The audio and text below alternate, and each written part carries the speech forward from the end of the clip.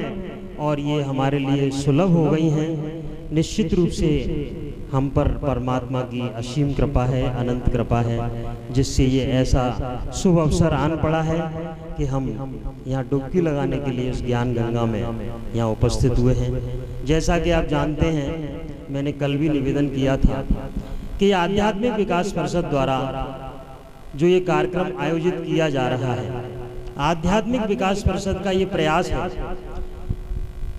3 सूत्रों को लेकर के आध्यात्मिक विकास परिषद का गठन हुआ है। उन 3 स्तंभों पर आध्यात्मिक विकास परिषद की पूरी जो श्रृंखला है वो खड़ी हुई है, जिसमें पहला है स्वाध्याय। स्वाध्याय के हमारे शास्त्र 2 प्रकार के अर्थ बताते हैं। पहला अर्थ है शास्त्रों का, सत साहित्यों का पठन पाठन और गुरुजनों का सेवन। दूसरा स्वाध्याय का अर्थ है स्वयं का अध्ययन। मैं कौन हूँ और कहाँ से आया। एक गोविंद जी भजन भी सुनाते हैं कि कौन हूँ मैं और आया हूँ कहाँ से, इतना ही जान लो बस हो गया भजन। तो ये स्वाध्याय करना है कि मैं हूँ कौन। अगर मैं ये कहूँ कि ये 6 फुट का ये शरीर मैं हूँ, तो लेकिन यदि इसमें से अभी प्राण निकल जाए और ये शरीर यहीं पड़ा हो, तो क्या इस शरीर को हरिओम बंसल कहा जाएगा? यूँ कहेगा अरे साहब नहीं, फटाफट जल्दी करो। इसका मतलब हरिओम बंसल ये शरीर नहीं है, इसमें रहने वाला कोई और एक ऐसा तत्व है जिसको हम नाम देते हैं और रूप के द्वारा उसकी पहचान होती है। कौन हूं मैं और कहां से आया हूं। अच्छा कहते हैं अरे साहब वो तो चले गए। अरे चले गए? कल तो मैंने बाजार में देखा था। कहाँ चले गए? कौन हूं मैं और आया हूं कहां से और जाना है कहां। तो जब तक हम ये नहीं जान पाएंगे तब तक हम ठीक प्रकार से जीवन को नहीं जी पाएंगे, क्योंकि जब तक देहाभिमान और शरीर बुद्धि रहेगी तब तक हमारी सही यात्रा जीवन में नहीं चल सकती। तो सबसे पहला जो सूत्र है आध्यात्मिक विकास परिषद का वह है स्वयं का अध्ययन। और दूसरा जो सूत्र है आप यहाँ पढ़ रहे हैं, कई सारे बैनर लगे हैं, उन पर तीनों वो लिखे हुए हैं। दूसरा है साधना। अच्छा हमने कुछ जान तो लिया, लेकिन यदि उसको साधने का प्रयास नहीं किया। मुझे याद है जब शुरू में हम पढ़ने जाते थे तो गिनती और पहाड़े ऐसे रटते थे, गीत से गाते रहते थे पूरे वर्ष भर तक, तब जाकर के हमें उसकी आदत पड़ती थी। तो इसी प्रकार से यदि हम सत्संग नियमित रूप से करते रहेंगे, उनमें जो सूत्र हमें प्राप्त होते हैं उन पर ठीक प्रकार से हम चलते रहेंगे, तभी हम साधना कर सकते हैं और उस परम तत्व को पा सकते हैं। और उस साधना का जो पहचान है, साधना की जो परिणति है, वो सबसे पहले शुद्ध अंतःकरण के रूप में होती है। इसीलिए एक बैनर पर वहाँ लिखा हुआ है कि मन ऐसा निर्मल हुआ जैसे गंगा नीर, और पीछे पीछे हर फिरे कहत कबीर कबीर। अच्छा उस भगवान को प्राप्त करने का तरीका क्या है? क्या आप मंदिर जाकर आ रहे हैं? हम देख रहे हैं, मैं भी मंदिर जाता हूँ रोज, बचपन से जा रहा हूँ। क्या मंदिर जाकर के हमने उस भगवान को प्राप्त कर लिया? क्या उससे हमारी जान पहचान ठीक से हो गई? रोज मंदिर जा रहे हैं, 70 वर्ष हो गए, 50 वर्ष हो गए, 40 वर्ष हो गए, लेकिन कहते हैं अभी भी वो परमात्मा दूर है। क्यों है? क्योंकि हमारा अंतःकरण शुद्ध नहीं हुआ है। और अंतःकरण शुद्ध होने के बाद कबीर जी क्या कहते हैं कि मन ऐसा निर्मल हुआ जैसे गंगा नीर, और पीछे पीछे हर फिरे कहत कबीर कबीर। अरे वो भगवान तो पीछे पीछे दौड़ने लग जाएगा और कहेगा अरे भाई कबीर, अरे भाई रुक तो सही, मुझे बता, कुछ मेरे लिए काम तो बता। लेकिन कबीर जी को जरूरत ही नहीं है। क्यों? क्योंकि उनका अंतःकरण शुद्ध है। तो आध्यात्मिक विकास परिषद का ये प्रयास है कि हम स्वाध्याय, साधना और शुद्ध अंतःकरण के द्वारा अपने जीवन को शुद्ध बनाएं, पवित्र बनाएं और आनंदित बनाएं। ऐसा ही प्रयास आध्यात्मिक विकास परिषद की ओर से किया जा रहा है। मैं आप सभी का पुनः यहाँ स्वागत, वंदन और अभिनंदन करता हूँ। और आचार्य श्री गोविंद जी का पुनः मैं अभिनंदन करते हुए यहाँ उनको यहाँ आमंत्रित करता हूँ कि वो आएँ और दीप प्रज्वलन कर, अगरबत्ती जला कर के कार्यक्रम की विधिवत शुरुआत। और आध्यात्मिक विकास परिषद के सदस्य और यहाँ बच्चू भाई साहब, पप्पू जी, राजेंद्र चाचा जी, राजेंद्र मोदी जी धौलपुर से आए हैं। मेरे चाचा ससुर होते हैं, धौलपुर से गोविंद जी के प्रवचनों को सुनने के लिए यहाँ पधारे हैं। तो मैं उनका हार्दिक स्वागत और अभिनंदन करता हूँ और उनसे निवेदन करता हूँ कि दीप प्रज्वलन के लिए डॉक्टर है कि कोई भी कार्य चाहे वो हमने अपने कितने ही पुरुषार्थ से किया हो, लेकिन हम उसका क्रेडिट हमेशा अनंत शक्ति से ही है जो हमारे अंदर विराजती है। और उस अनंत शक्ति को हम प्रतीक रूप में, कभी हनुमान जी के रूप में, कभी देवी के रूप में, कभी राम और कृष्ण के रूप में, कभी शंकर के रूप में, कभी किसी अन्य देवी देवता के रूप में हम उनको पूजते हैं। हमारे जीवन में परिवर्तन लाने का पूरा मादा रखते हैं, क्योंकि कोई एक चीज ही, हम किसी दुकान पर जाते हैं तो हम उस दुकान का सारा सामान नहीं खरीदते, उसमें सिर्फ हमें जो आवश्यकता होती है, जो जरूरत होती है, वही चीज खरीदते हैं। मैं पहले की बात है, 10-12 वर्ष पहले एक संत जी मेरे घर पर रुके, तो रहा था साहब, मैंने कहा साहब गुरु कहाँ मिलेंगे, कैसे मिलेंगे, कौन गुरु बनाना चाहिए, कैसे होगा। शायद उस वक्त मैं गुरु परंपरा से जुड़ा भी नहीं था, आश्रम के गुरु उसको बनाना है या इससे मिलना है या वो अच्छा व्यक्ति है, क्योंकि आप शिष्य हैं क्या, क्योंकि गुरु कभी नहीं बनाया जाता। आदरणीय और अभिनंदन और उनके स्वागत के लिए मैं आमंत्रित कर रहा हूं।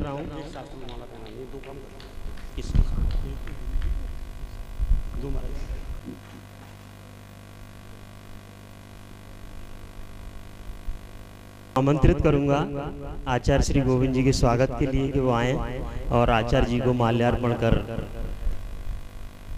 उनका स्वागत करें। आदरणीय श्री राजेंद्र प्रसाद मोदी जी, और एक बार पुनः जोरदार तालियों से अभिनंदन। तो मैं अभी निवेदन कर रहा था कि वो संत जी मेरे पास रुके, युवा संत थे, तेजस्वी ब्रह्मचारी, आज भी ब्रह्मचारी हैं वो मुझसे बोले कि साहब ये बताओ कि आप शिष्य हैं क्या।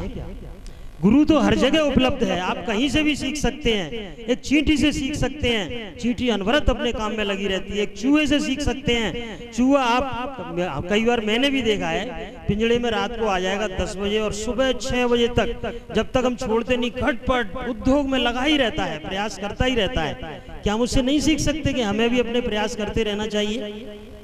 क्योंकि गुरु ढूंढना बंद करो, आप क्योंकि शिष्य हो जाओ, और जिस दिन शिष्य हो जाओगे चारों तरफ गुरु ही तो भरा पड़ा है। लेकिन हम कुछ सीखने की कोशिश तो करें, हमारे अंदर इतना अहम भरा पड़ा है, हमें यूँ लगता है हम तो बड़े ज्ञानी हैं, हम तो बड़े जानकार हैं। अच्छा, जहाँ ये अहम का थोड़ा सा भी पर्दा आया, कोई कितना ही बड़ा गुरु क्यों ना आ जाए। गोविंद जी आचार्य जी एक दिन कह रहे थे कि क्या हनुमान जी से बड़ा कोई गुरु हो सकता है? ज्ञान नाम अग्रगण्यम सकल गुण निधानम, उनसे बड़ा कौन गुरु? माँ जगत जननी सीता जी को हर लाया है, उनको वापस दे दे, राम जी का भजन कर। लेकिन क्या उसकी समझ में आई? क्यों नहीं आई? वो इसीलिए नहीं आई क्योंकि रावण शिष्यत्व नहीं था उसके अंदर। जिस दिन उसके अंदर शिष्यत्व आ जाता, उस दिन तो ये सारा झंझट ही नहीं होता। तो कहने का तात्पर्य ये है कि हम अपने आप को यहाँ खाली करें, और जो भी आज व्यासपीठ से हमें कुछ सूत्र प्राप्त हों उनको हम ग्रहण करने का प्रयास करेंगे। एक भजन मैं सुन रहा था, पढ़ रहा था, बस उसकी 2-4 लाइनें बोलने का मन था, तो आचार्य जी का अगर आदेश हो तो हाँ, बस 2-4 लाइनें बोल करके और फिर हम समय नहीं लगाएंगे, शीघ्र ही इस गंगा को बहाएंगे। क्योंकि ये एक ऐसी गंगा है जो कहीं पर भी, जो हरिद्वार वाली गंगा है वो तो हरिद्वार में ही है, उसके लिए हमें हरिद्वार जाना पड़ेगा। लेकिन ये जो गंगा है ये हमारे पास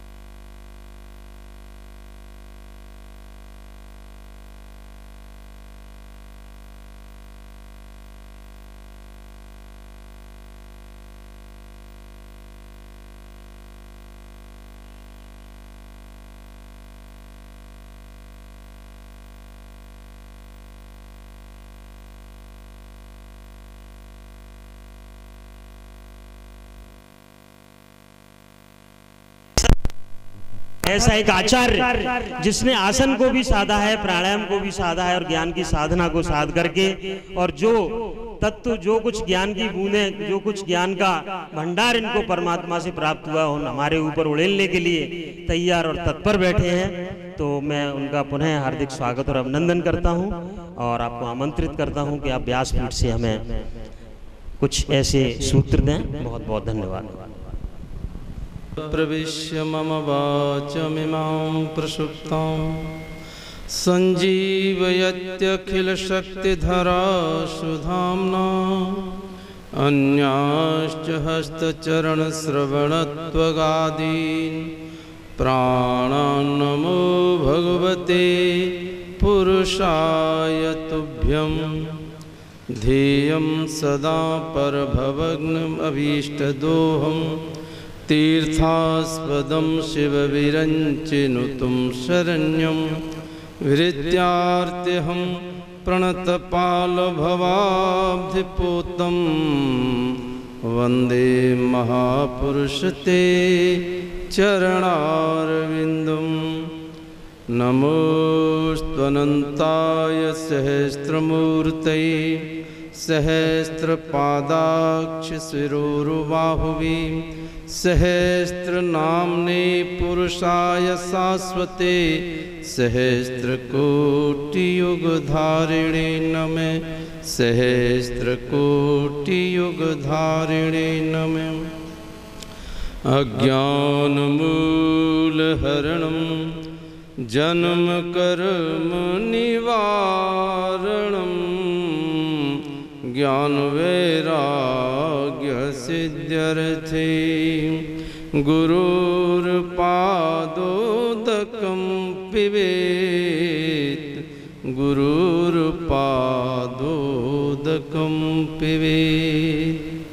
अतुलितबलधामं स्वर्णशैलाभदेहं दनुजवनकृशानुं ज्ञानिनामग्रगण्यं सकलगुणनिधानं वानराणामधीशं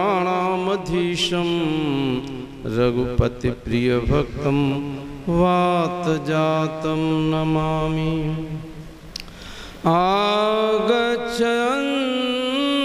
आगच्छञ्जनीषुनो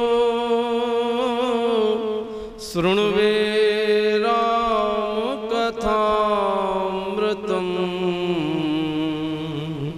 प्रेरय मां स्वभावेन तस्मै सद्गुरुवे नमः। तस्मै सद्गुरुवे नमः। प्रातः स्मरणीय अर्चनीय वंदनीय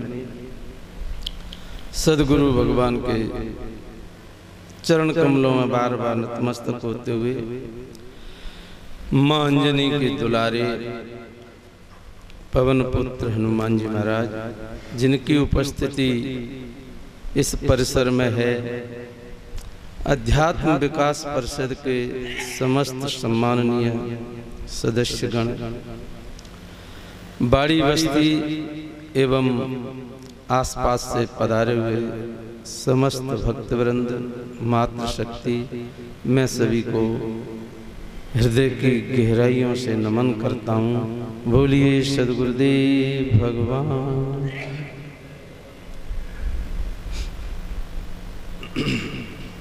सीताराम जी सहारा तेरा है, सीताराम जी सहारा तेरा है, सीताराम जी सहारा तेरा है, सीताराम जी सहारा तेरा है। मेरा और सहारा कोई नहीं, मेरा और सहारा कोई नहीं, मेरा और सहारा कोई नहीं, मेरा और सहारा कोई नहीं। ओ महावीर सहारा तेरा है, महावीर सहारा तेरा है, गुरुदेव सहारा तेरा है, गुरुदेव सहारा तेरा है। मेरे मन के बीच अंधेरे में, मेरे मन के बीच अंधेरे में, मेरे मन के बीच अंधेरे में, मेरे मन के बीच अंधेरे में, गुरु आ जाओ मन मेरे में, प्रभु गुरु आ जाओ मन मेरे में। तुम ज्ञान का दीप जलाए जाओ, तुम ज्ञान का दीप जला जाओ, सीताराम जी सहारा मेरा बन जाओ, सीताराम जी सहारा मेरा बन जाओ, महावीर सहारा बन जाओ, महावीर बन जाओ। बोलिए सद्गुरुदेव भगवान की जय। हमारे यहाँ ग्रंथों में ऐसा वर्णन है, दो प्रकार की जीवन शैली है। एक गृहस्थ जीवन है, दूसरा विरक्त जीवन है। कई बार ये चर्चा चली है, कई ग्रंथों में इसका वर्णन है कि गृहस्थ श्रेष्ठ है, या इसके निर्णय में पहुंच नहीं पाते हैं मनीषी। धन्यो गृहस्थाश्रम, गृहस्थाश्रम के लिए बहुत धन्यवाद है, क्योंकि वो विरक्त जीवन भी गृहस्थ के आश्रित है। वो गृहस्थ धन्य है, लेकिन उस गृहस्थ पर गृहस्थी में रहना आ जाए।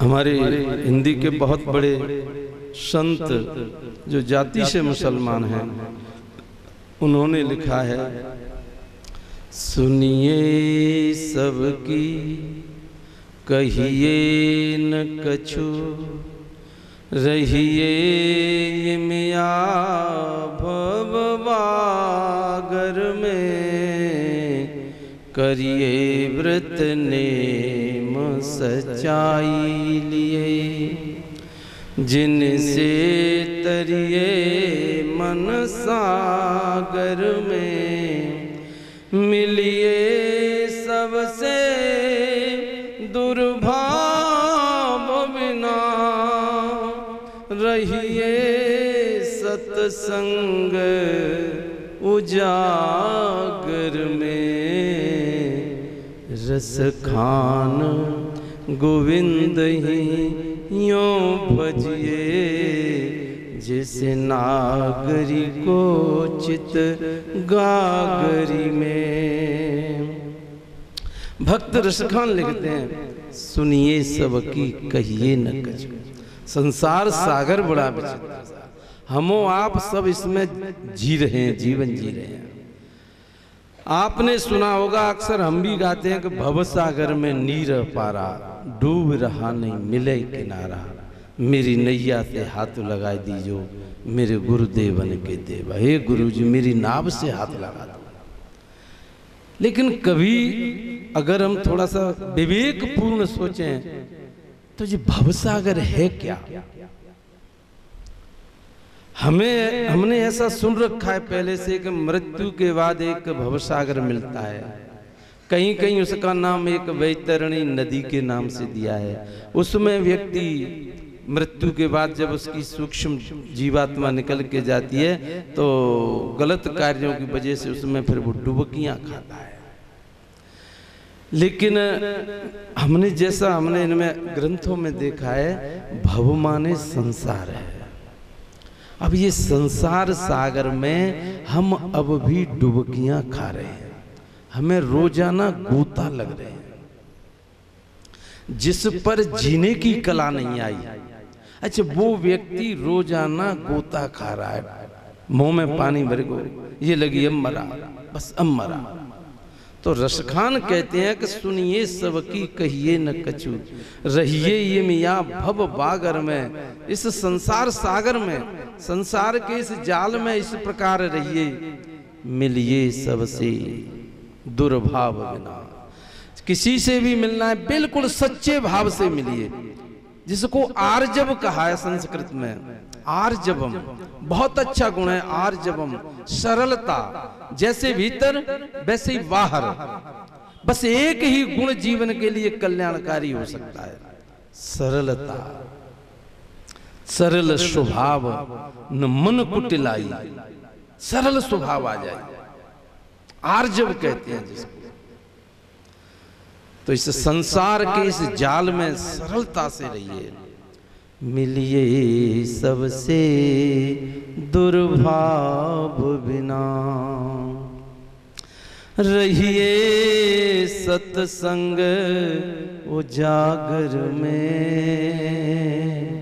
और अगर हो सके आप सत्संग में रहिए, रस खान गोविंद हियों भजिए। रस खान कवि लिखती को चित गागरी, गागरी को लेके आ रही है, 3 गगरी रखी है, जेर कहते हैं जिसको अपनी भाषा में, और उसकी सहेली मिल गई रास्ते में, तमाम हाव भाव प्रदर्शित कर रही है, हाथों को यूं कर रही है, मेरा भैया बीमार हो गया, अब की भतीजे पे 10 बोतल चढ़ी और मैं यूं हूं त्यों, लेकिन उसका असली ध्यान गगरी पर है कि अगर उसका 1 सेकंड को भी ध्यान भंग हो गया तो गगरी गिर पड़ेगी। आप कभी रख के देखना, अपने सिर पर किसी मटकी इत्यादि को रख के देखना, अगर आपका ध्यान भंग हुआ नहीं कि गगरी गिरी नहीं।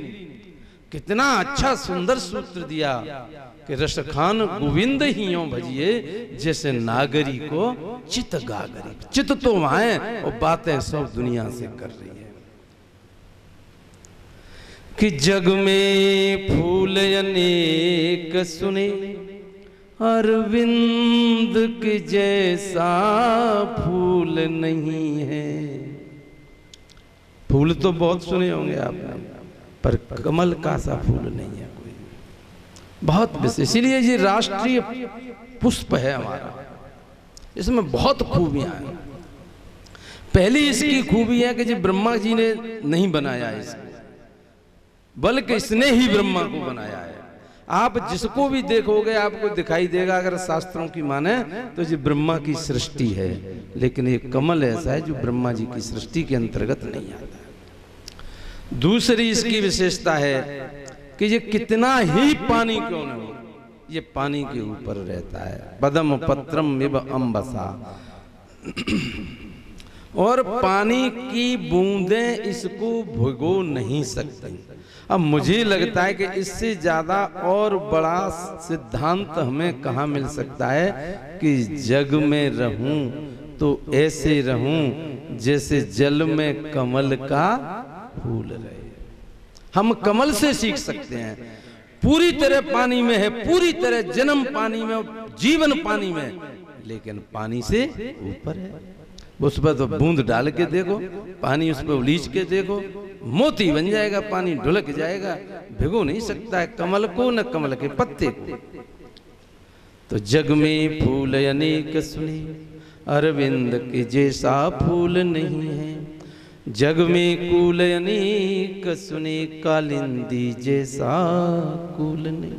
यमुना जी जैसा किनारा, यूं तो गंगा का किनारा, नर्मदा का, गोदावरी का, लेकिन जो श्रेष्ठता कालिंदी के किनारे को मिली, कालिंदी कूल कदम की डारण।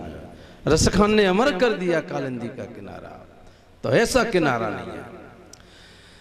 जग में धूल अनेक सुनी, वृंदावन जैसी धूल नहीं है। लोग रज में लोट लगाते हैं, अगर आप कभी गए हो तो लुढ़कते हैं रमण रेती में, अंगना में लुढ़क गए सामरिया और लोट पोट लपेट लेते हैं सूरज को। अब उसकी ऐसी कीमत है, मान्यता है। वृंदावन जैसी धूल नहीं है, ओ जग में भूल अनेक सुनी, पर अपनी जैसी भूल नहीं। भूल भी आपने बहुत सुनी होंगी। अभी हरिओम जी कह रहे थे कि नहीं, अच्छा कि हमें अपनी भूल के समान हमने जीवन में कोई भूल नहीं देखी है। सब दुनिया को जानते हैं लेकिन हमें ये नहीं पता है हम कौन है। अब इससे बड़ी और क्या भूल हो सकती है। जितने भी धर्म ग्रंथ लिखे गए हैं वो सिर्फ हमारी भूल को मिटाने के लिए ही लिखे गए हैं।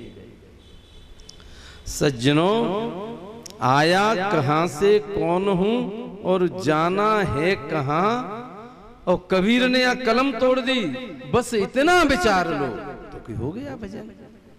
अच्छा, एक बढ़िया एक क्लास भजन सो भी है जी। तुम अगर विचार सकें मैं कौन हूं, कहां से आया, फिर अब मैं कहां जाऊंगा, बस इतना विचार लो तो हो गया भजन। जब जब जिस जिस राष्ट्र में शांति बहाल हुई है तभी तभी कला, संगीत, संस्कृति, अध्यात्म का विकास हुआ है। सूरदास, तुलसीदास, मीराबाई, रसखान, कबीर, रैदास लगभग एक काल की ही ये उत्पत्ति है। जिस काल में हमारे देश में पूरी तरह शांति हो गई, बाहरी किसी आक्रांता का भय नहीं रहा। बेशक शासन मुगलों का था लेकिन कई सौ वर्ष तक किसी ने यहाँ आक्रमण नहीं किया। बस एकदम सूरदास, तुलसीदास, मीरा, रसखान, कबीर निकल पड़े इस जमीन से। पहले कभी गुप्त काल में शांति हुई तो भवभूति, कालिदास, दंडी, तमाम संस्कृत के आचार्य निकल पड़े। तो जब जब परिवार में शांति होगी, मैं अब विशेष ध्यान चाहूंगा, जब जब परिवार में शांति होगी तो आपका परिवार, आपके बच्चे काफी ऊंचाइयों को छुएंगे। यदि परिवार में शांति है, अगर हम परिवार में रहना सीख गए, किसके साथ हमारा व्यवहार कैसा होना चाहिए, तो बच्चे आगे बढ़ेंगे। अब बच्चे बड़े ठंडे दिमाग से घर में प्रवेश कर रहे हैं कि थोड़ा सा स्वल्पाहार लेके और मैं अध्ययन करूंगा। जब तक देखा तो आपस में महासंग्राम छिड़ गया। माताजी में, पिताजी में या ताई में और मम्मी में युद्ध हो रहा है वहां पर। अब क्या वो बच्चा पढ़ सकता है? नहीं पढ़ सकता है। इसलिए मैं विशेष निवेदन करूंगा कि अगर हमें अपना सभी तरह का विकास करना है तो हम पहले अपने घर में शांति स्थापित करें। अब मैं नहीं कह सकता, धर्म ग्रंथों ने दोनों बातें कही हैं, कहीं ऊपर स्वर्ग है, लेकिन ये भी लिखा है कि स्वर्ग यही है, यही है स्वर्ग। यस्य पुत्र वशीभूता भार्या छंदानुगामिनी। देखिए सुनिए चाणक्य ऋषि को, यस्य पुत्र वशीभूता, बच्चे में हमने इतने संस्कार डाल दिए हैं कि वो हमारी आज्ञा का पालन करता है। भार्या छंदानुगामिनी, वो हमारी धर्मपत्नी है, वो शास्त्र की नीति का आचरण करना जानती है। ऐश्वर्य ससंतुष्ट है, विभव ससंतुष्ट, और जितना उसके पास है उससे वो व्यक्ति संतुष्ट है। तो फिर वो चाणक्य ने कह दिया कि तस्य स्वर्ग यही वही, उसके लिए यही तो स्वर्ग है, और कहाँ है स्वर्ग? स्वर्ग यही है घर में। हम घर को स्वर्ग बना सकते हैं, लेकिन उसके लिए बस एक ही है कि हम खुद संस्कारित हों और हमारे बच्चे संस्कारित। अब ये प्रक्रिया बहुत पहले से आरंभ होती है। जब बच्चा गर्भ में है, माँ यदि समझदार है तो वहीं से बच्चे का निर्माण होता है। माँ सबसे प्रथम गुरु है बच्चे की, और वो इतनी बड़ी गुरु है कि शायद और कोई गुरु इतना बच्चे को नहीं दे सकता है जितनी माँ दे सकती है। कहीं जिस समय से हम खान पान पर ध्यान दे लें, शुद्ध सात्विक भोजन करें, सात्विक ग्रंथ पढ़ें, सात्विक वार्ता सुने, कोई चैनल पर प्रोग्राम देखना है तो सात्विक देखना है। अब तो इतनी सुविधा है, पूरे दिन रामायण आती है, रोजाना भागवत आती रहती है, महाभारत चलता रहता है, सुने आप उनको तो निश्चित रूप से वो संस्कार उस बच्चे के भविष्य के निर्माता। ये जितने भी बच्चे हुए हैं जिन्होंने कुछ किया है, आप मान लेना कि वो उन माताओं की देन है। चाहे उन्होंने अपने पे कितने भी कष्ट झेले होंगे, लेकिन अपने गर्भस्थ शिशु की रक्षा की होगी। उन्होंने ध्यान किया होगा कि किस प्रकार से मैं बच्चे की रक्षा कर सकती हूँ। अभिमन्यु ने गर्भ में ही चक्रव्यूह सीख लिया। पता नहीं कितने कितने मनीषी, वामदेव जी, अष्टावक्र जी, गर्भ में से निकलते ही ज्ञानी निकले, सुखदेव जी, अब उन माताओं की देन है। और बच्चा पैदा हो गया, उसके अब संस्कार धीरे धीरे वो देखता है मेरी माता जी क्या कर रही हैं, कैसे बोलती हैं, पिताजी और इनमें कैसा संबंध है, ये गाली देती हैं। ये संस्कार उसकी नन्ही सी चिप में एकत्रित होते रहते हैं और वो हमेशा के लिए जम जाते हैं। उनको निकालना बड़ा मुश्किल है साहब। तो चाहे बेशक हमारे अंदर कोई ऐसा स्वभाव में ऐसा हो, लेकिन कम से कम हम बच्चों के सामने इस प्रकार से हम उनके सामने ऐसे निकलें कि जैसे हमारे माँ बाप कहीं कौशल्या और देवकी और दशरथ तो नहीं है। कोई दुर्गुण हो सकता है हमारे अंदर, वैसे तो छोड़ दें, बहुत अच्छी बात है, नहीं भी है तो कम से कम बच्चों की नजर से बच के आप करें। बच्चों में संस्कार, आप झूठ बोल रही हैं, बच्चा सीख रहा है। हम किसी की वस्तु ले आए, उसको चुपचाप रख लिया, अरे आप समझ लो बच्चा में बिल्कुल पक्का जम गया कि किसी की वस्तु लेना कोई बुरी बात नहीं होती है। मैं कहा करता हूँ, एक नन्हा सा बच्चा, उसके हाथ में अंदाज का रेपर था, मैंने कहा बेटा इसको फेंक दे, ये गंदी है, गंदी वस्तु है, गंदा है। नहीं नहीं ये गंदा नहीं है। क्यों? इसको तो मेरे पापा खाते हैं। हकीकत बिल्कुल सत्य घटना, और जो मेरे पापा करते हैं वो गलत चीज नहीं हो सकती है। क्योंकि बच्चे को, हर एक को ये पता है कि मेरी माँ जो कहती है, जो मेरी माँ करती है वो, और मेरे बाप करते हैं, उनसे बड़ा दुनिया में कोई इंसान नहीं है। चाहे उसको शेर आ जाए खाने के लिए, चाहे कोई कितना भी डाकू हो, गुंडा हो, अगर वो उसको परेशान करता है तो उसको भी वो टिल्लकार करके अपनी माँ की गोद में ऐसे जाएगा कि मेरी माँ की गोद में तो मेरी रक्षा होगी, कोई मार ही नहीं सकता है। अब वो माँ और वो बाप अगर अपने संस्कारों से उनको उत्प्रेरित नहीं करें तो आप कहीं काफी हद तक आप ये मान लें कि उसमें हमारा योगदान है। हम बच्चे को संस्कारित करें। अच्छा, ऐसा कौन सा घर है जहाँ पर कमी नहीं हो? ऐसा कौन सा घर है जहाँ परेशानियां नहीं आती हो? आज तक ऐसा कौन सा महापुरुष है? अरे कौन सा नहीं, जो भी महापुरुष हुआ है जिनका तुम नाम ले रहे हो, ले रही हो, उन सब ने भयानक कष्टों से जीवन को निकाला है। रामचरितमानस में स्टार्ट में ही तुलसी बाबा लिखते हैं, जगत जननी जय माँ तु जानकी, अतिशय प्रिय करुणा निधान की, ताके जुग पद कमल मनावहूँ, जासु कृपा निर्मलमति पावूं। सीता जी की वंदना की, उससे मुझे निर्मल मति मिलेगी, शुद्ध अंतःकरण होगा मेरा। और सीता जी के जीवन को देखा, कभी झांक के देखो।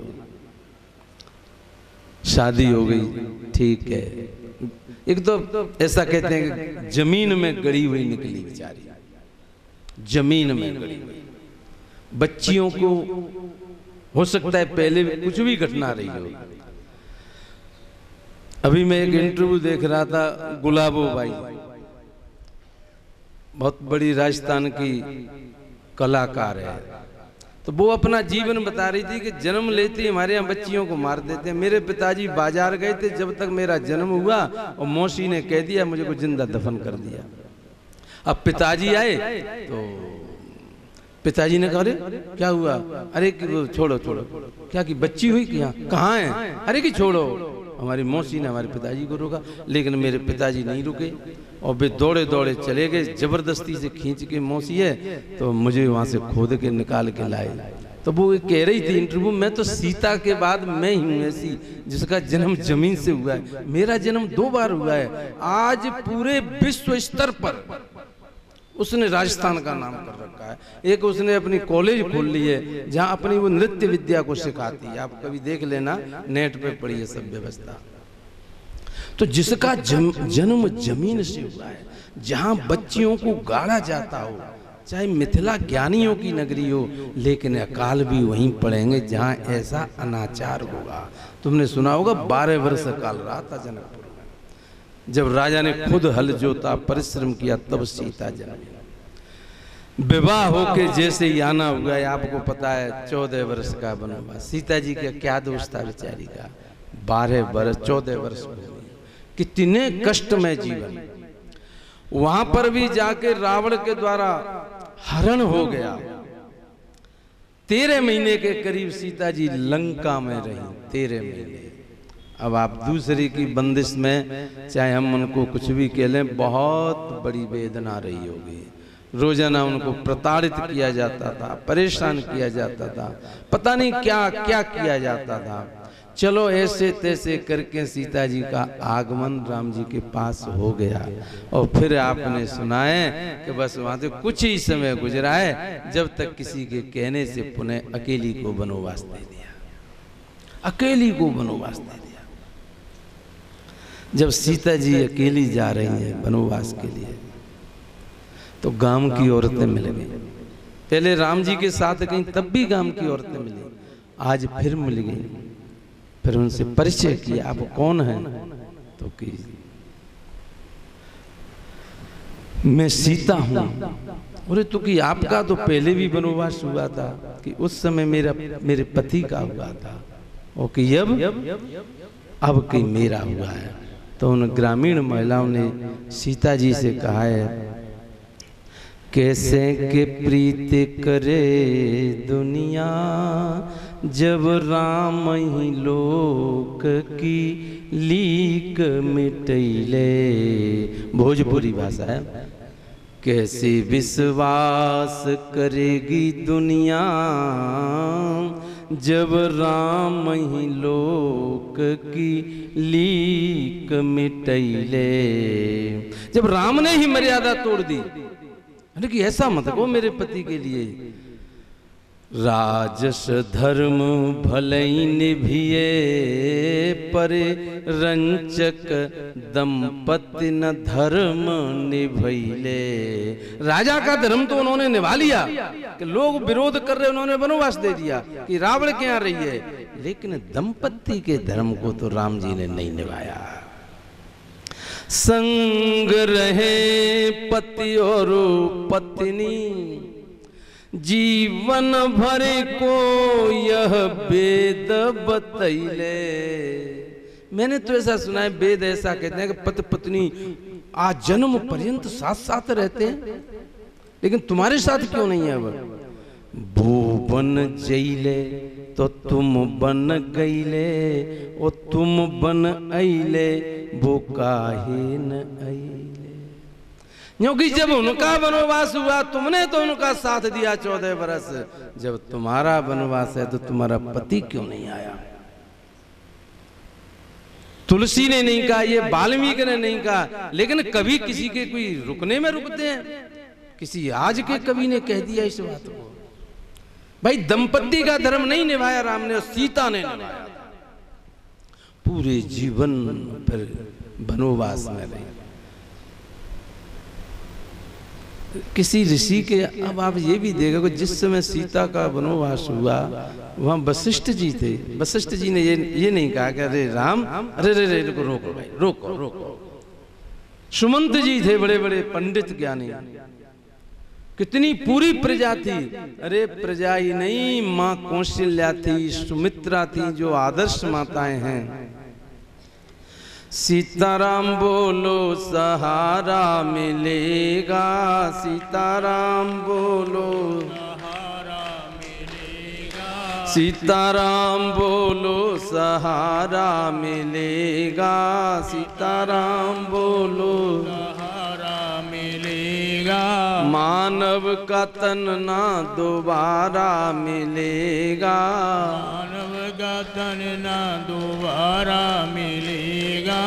बद्री में ढूंढो, केदार में ढूंढो, बद्री में ढूंढो, केदार में ढूंढो, बद्री में ढूंढो, केदार में ढूंढो, बद्री में ढूंढो, केदार में ढूंढो।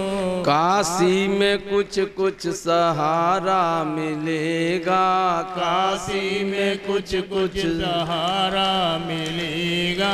सीताराम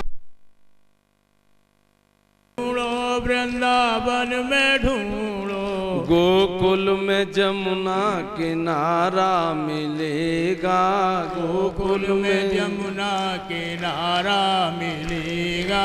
सीताराम बोलो सहारा मिलेगा, सीताराम बोलो सहारा मिलेगा।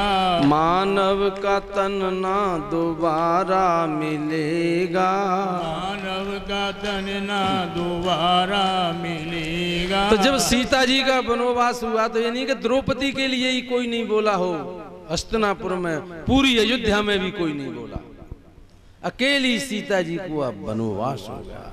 अब पता नहीं कैसे किसी उनके काम एक वनवासी वाल्मीकि संत आए, वहाँ ही उन्होंने बच्चों को जन्म दिया, वहीं उनको पाला पोसा। अब कितने कष्टों, लास्ट में उनको जमीन में समाना पड़ा। अब ये देखिए,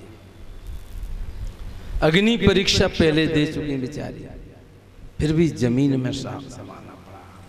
और अब हम उनकी वंदना करते हैं कि ताकि जुग पद कमल मनावऊं, जा शुक्र पा निर्मल मत।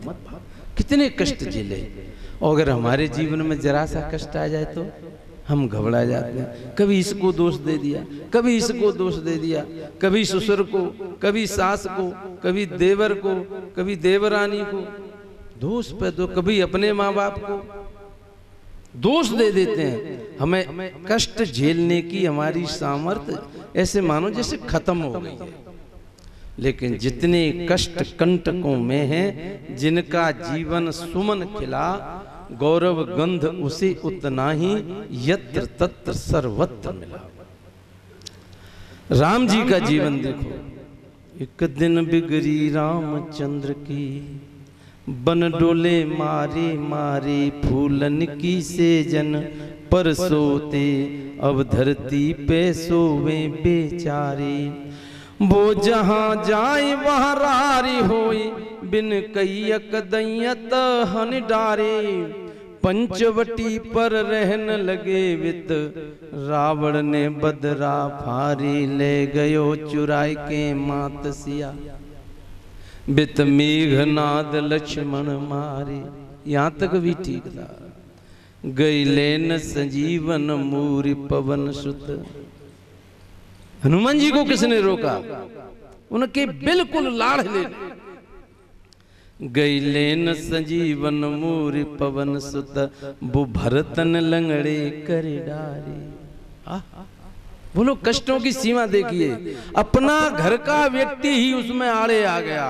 वो तो हनुमान जी सामर्थ्यशाली, हनुमान जी को बाण मारने वाला कोई और नहीं था, उन्हीं का भाई था। संयोग की बात देखिए।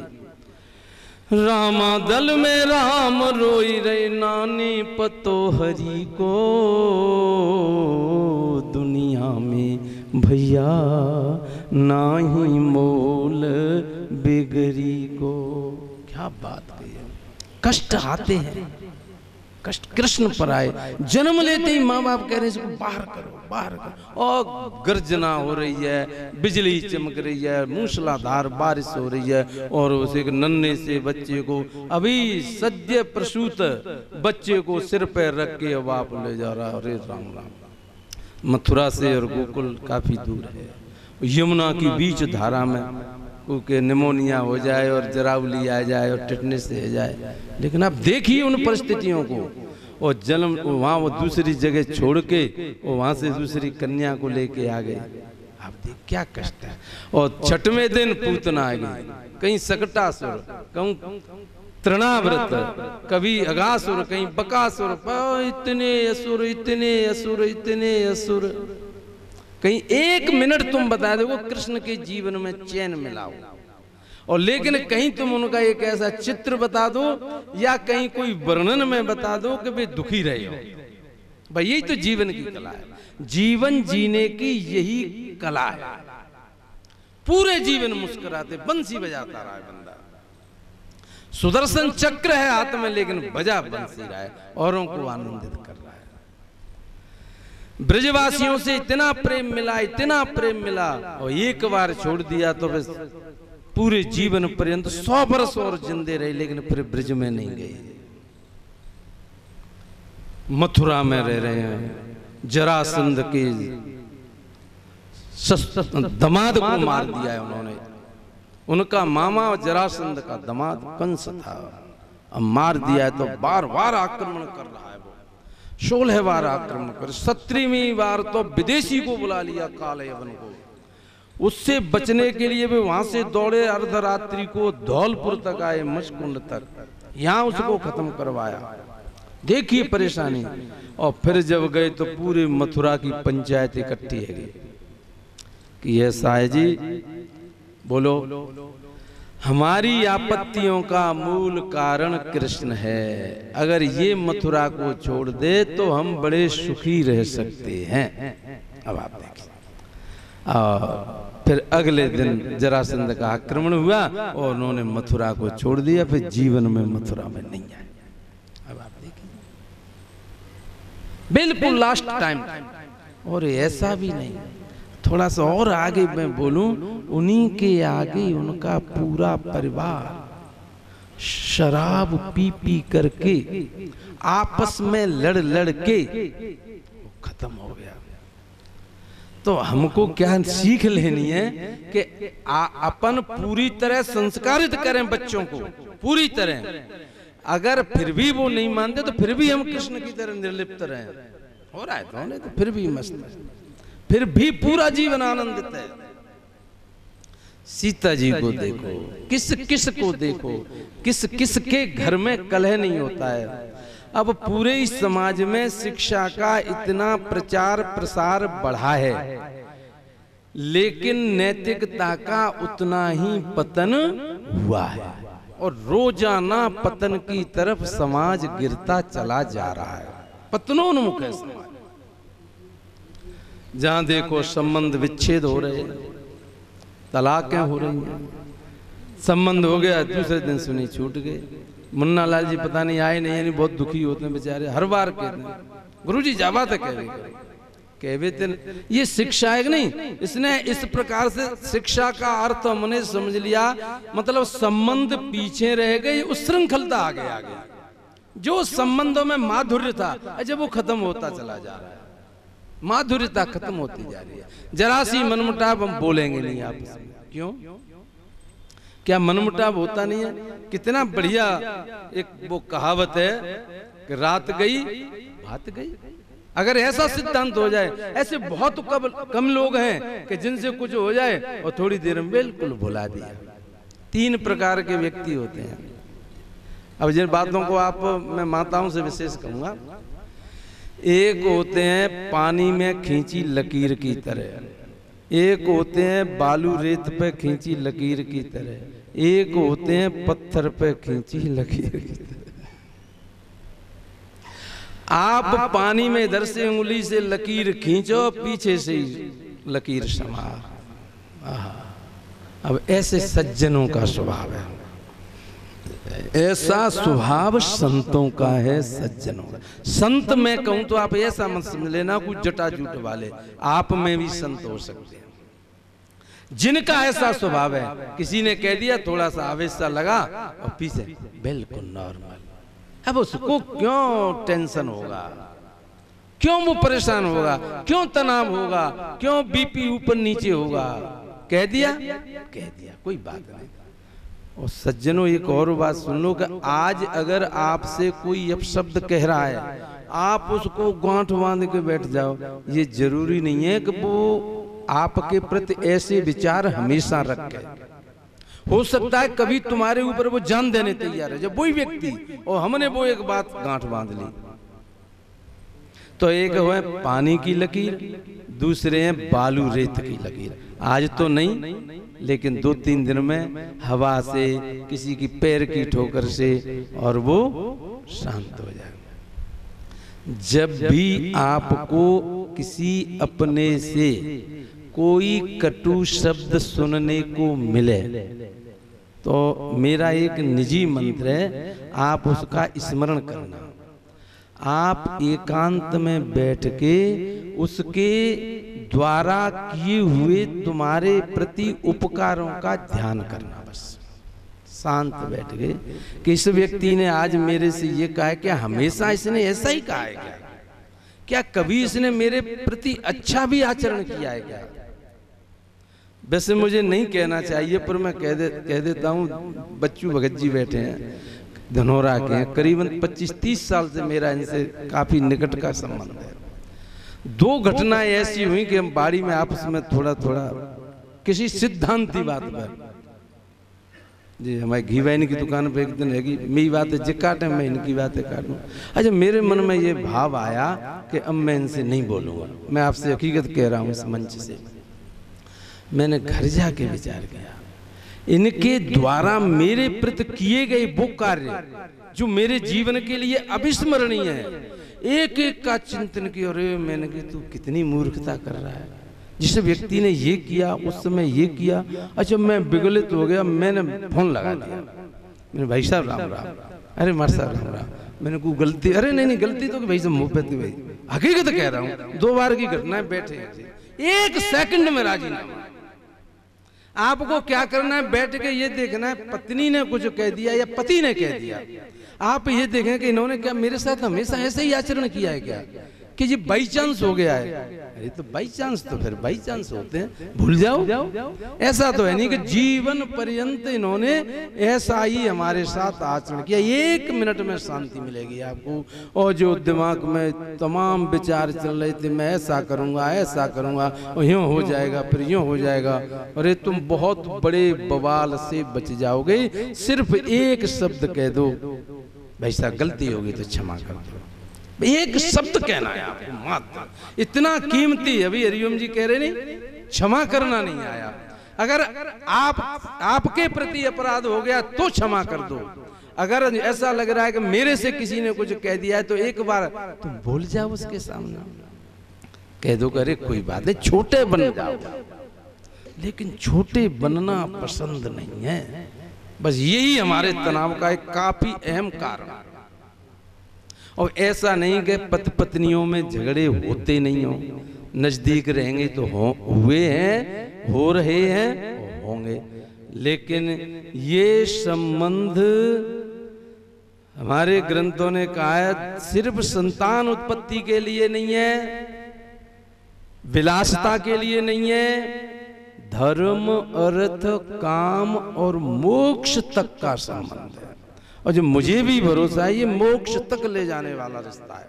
इससे बढ़िया और सुंदर संसार का कोई भी संबंध नहीं है जो पति पत्नी का संबंध है।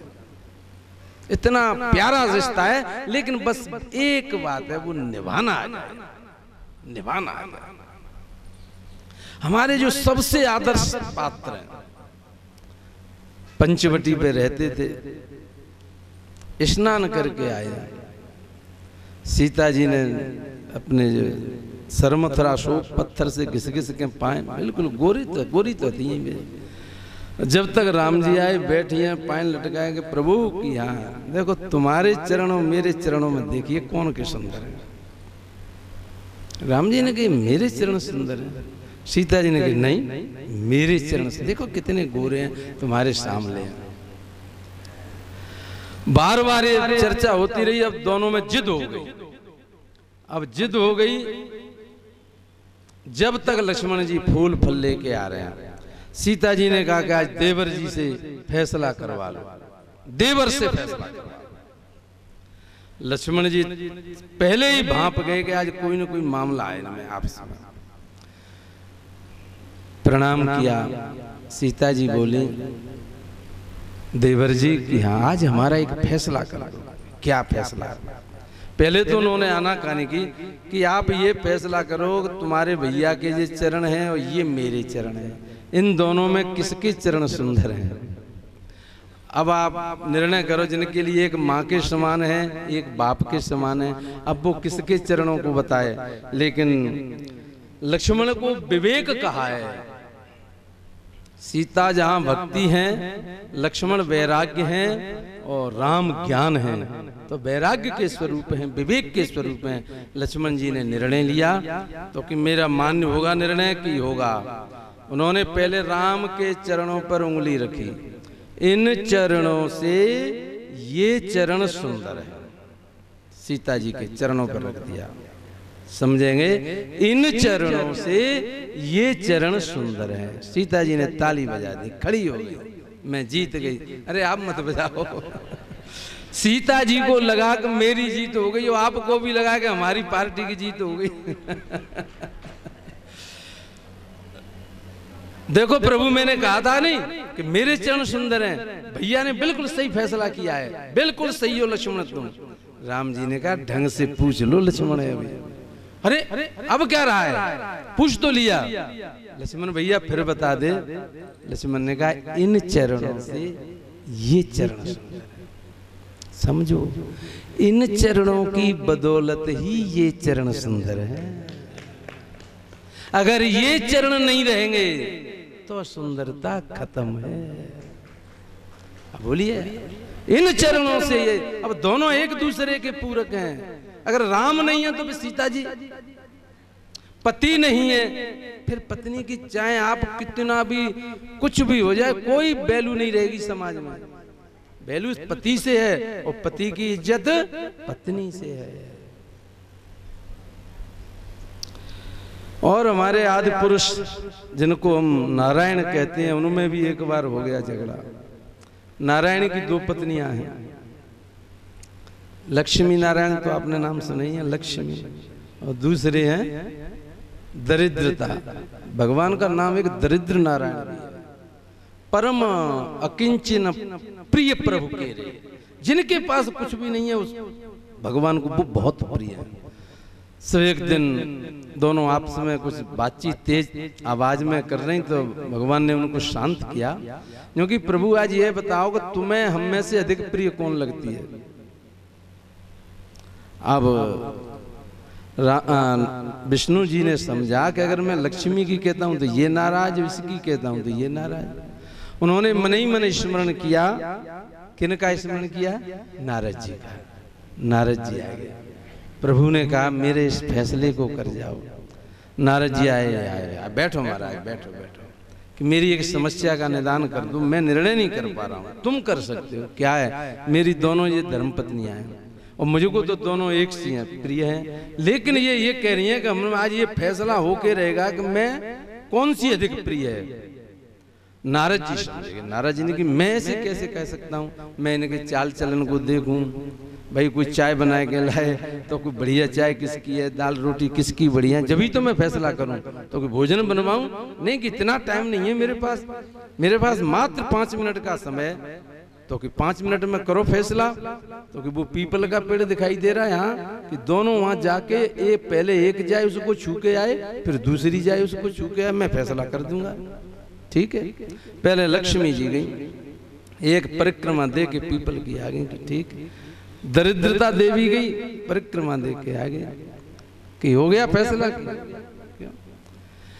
कि लक्ष्मी जी तो आती हुई अच्छी लगती हैं और दरिद्रता जाती हुई। ये जाती है तब अच्छी लगती है, बड़ी अच्छी लगती है, छोड़ के जा रही है जब, और ये आती है तब अच्छी लगती है। तो कहने का मतलब कौन सा परिवार है छोटे मोटे खटपट हो जाते हैं, लेकिन उनका समाधान अब ये सत्संग में मिलेगा।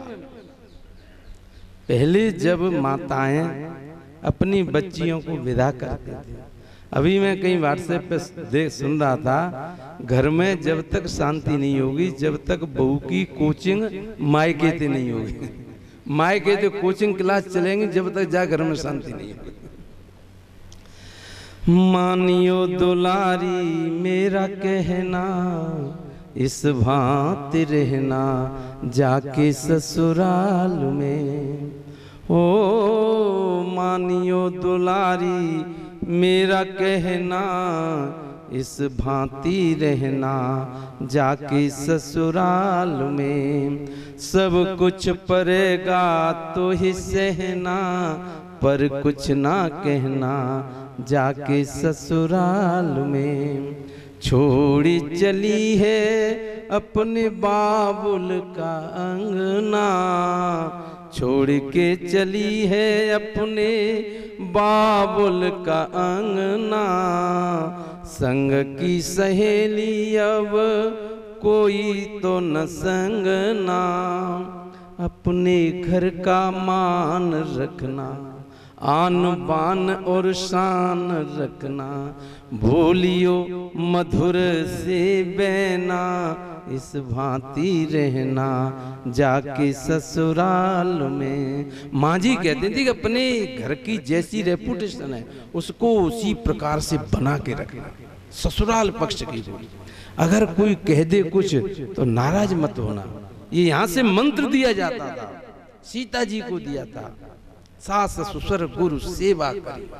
सास की करना सेवा, पिता ससुर जी की करना, जान देते थे सास ससुर उनके। लेकिन अब क्या है कि वो ऐसी परंपरा पड़ गई,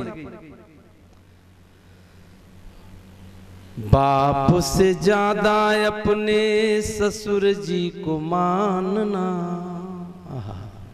बाप से ज्यादा अपने ससुर जी को मानना। मोह से बढ़ के अपने सासू जी को जानना। जेठानी का आदर करना, दौरानी से प्रेम करना। क्यों? वो भी तो तेरी है बहना, तू ऐसे रहना जाके ससुराल में। मानियो दुलारी मेरो कहना, तू जाके रहना ऐसे ससुराल में। कभी कभी सास तेरी खोटे बोल बोलेगी। अब बच्ची को पहले से ही पता है कि कभी ऐसा मौका पड़ सकता है कि माता जी ने कहा है कि तुझसे कुछ कड़वी बोल सकती है। अब जिस बच्ची को पता ही नहीं है और कहीं माँ ने ही ये कह दिया, अगर एक कहे चार सुना दिए, हम कहू के दबाव में ना पैसा दें थोक हमें।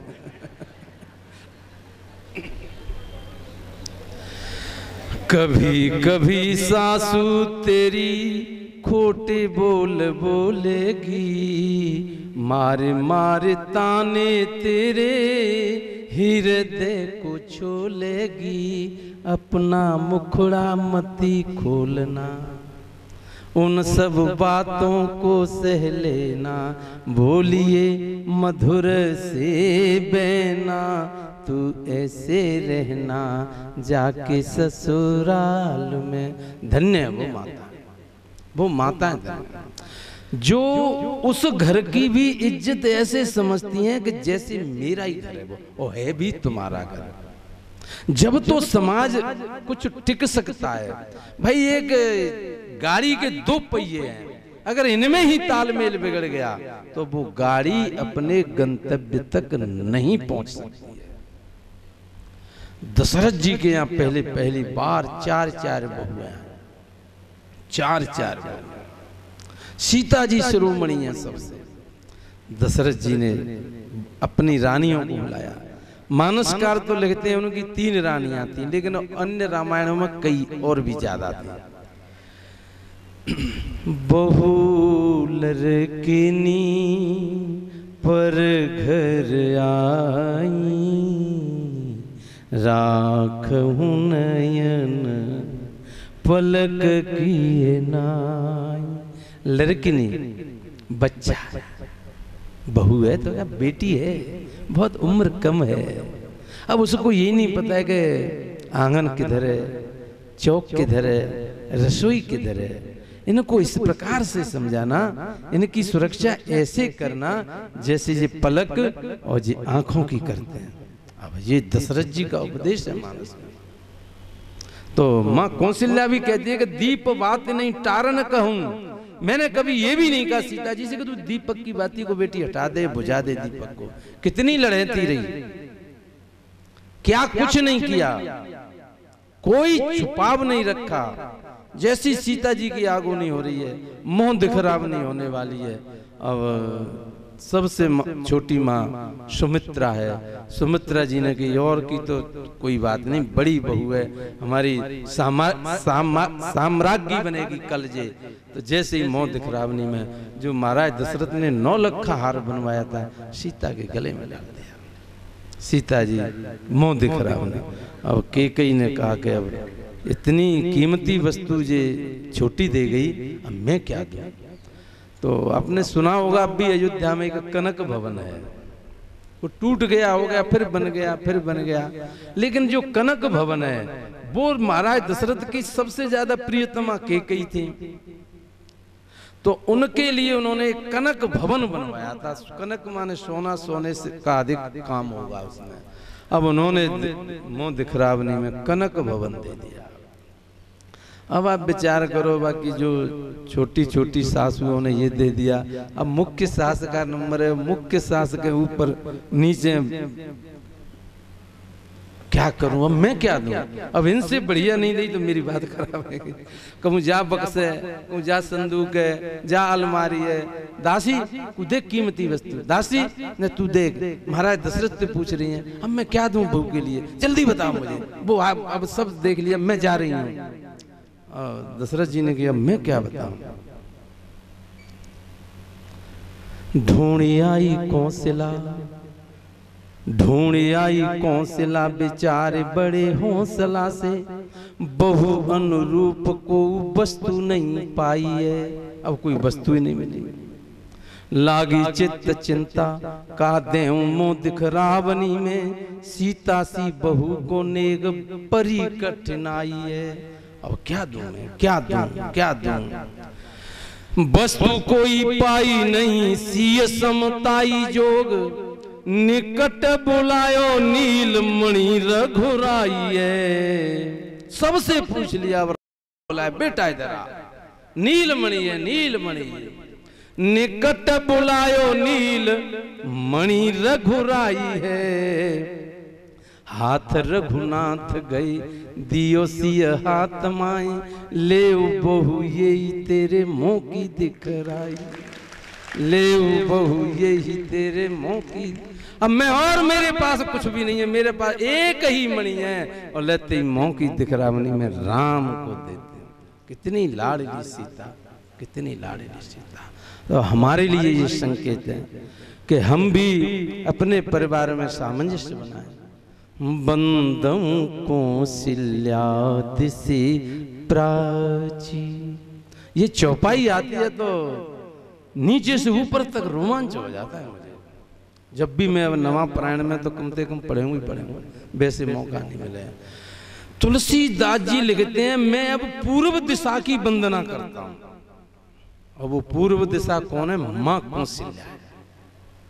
बंदम कौशल्या दिश प्राची, कीरत जासु सकल दिश माची। वहां से एक ऐसा चंद्रमा निकाला मां कौशल्या ने कि जिसके प्रकाश में, जिसकी शांति में, जिसकी माधुर्य में पूरा संसार आनंद ले रहा है। उस मां को मैं वंदना करता हूं। ये कहा है तुलसी ने। मां कौशल्या को क्या कहा? प्राची दिशा, पूर्व दिशा। मां कौशल्या से समझो जैसे पूर्व दिशा, जिसकी कोख से एक ऐसा लाड़ला बेटा निकला कि जिसको आज पूरा संसार नमन कर रहा है। और कौशल्या जैसा उदात्त चरित्र आप देखिए, उदात्त चरित्र। वनवास हो गया राम का, माँ को तो पता ही नहीं है, वो तो बड़ी खुशी फूल रही है। जैसे ही राम जी आए, जल्दी बेटा जल्दी नहा ले, कछु दही पेरा जो शगुन हो वो खा ले, नहा दोगे जल्दी है। अब टाइम कै बजे को टाइम है? 9-10 को तो हो गई होगो। और राम जी ने कही माँ से कैसे कहूं कि पिता दीन मोही कानन राजू। मैया मेरा तिलक हो भी गया है, मुकुट दिखाई नहीं दे रहा है, न इसमें कोई तिलक, कैसे हो गया मुझे पता ही नहीं लगा। अरे कि मुझे को मिल गया राज्य, कहाँ का राज्य मिल गया तुझे? किसी ने मुझे बुलाया ही नहीं उस शुभ घड़ी में कि मुझे तो जंगल का राज्य मिल गया। मैया ने सोची जी क्या कह रहा है, और ये भी पता है कि मेरा राम झूठ नहीं बोलता है, झूठ नहीं बोलता है, बेटा ठीक से बता। तो राम जी ने पूरी बात बताई। मुझे को पिताजी ने वनवास दे दिया 14 वर्ष। पिताजी ने, मैं माँ हूं, माँ का हिस्सा औलाद पर बाप से ज्यादा होता है, मैं तुमको रोकूंगी। नहीं नहीं सुन माँ, बोले मत। क्यों? उसमें माँ की भी सहमति है। माँ की भी? कौन सी माँ की? माँ के कही गई। अब फिर कौशल्या ने पांव पीछे हटा लिया, पीछे हटा लिया। अब मैं कुछ नहीं कहूंगा। तो कानन शत अवध समान। अगर माँ की भी सहमति है तो वो जंगल तेरे लिए सैकड़ों अयोध्या से भी पुनीत है। अब कोई माँ इतनी हिम्मत कर सकती है क्या? मुझे बताओ, जिसकी सौतेली या चचेरी माँ बेटा से कुछ कह दे और माँ अपने मन को समझा ले। अरे वारी कौशल्या, तभी तो तुलसी लिखता है बंदम कौशल्या दिशराज। बेटा कोई बात नहीं, बिल्कुल एक शब्द ये नहीं कहा कि नहीं तू नहीं जाएगा, और नहीं रो रो के आसपास एक गांव में इकट्ठी कर दे देंगे, थाने में रिपोर्ट करा देंगे, मैं ऐसा कर देंगे, मैं ऐसा कर दूंगा। बिल्कुल एक मुंह से शब्द नहीं निकाला। आप यूं कहेंगे किस वज्र का हृदय है माँ कौशल्या का, एक शब्द नहीं बोली।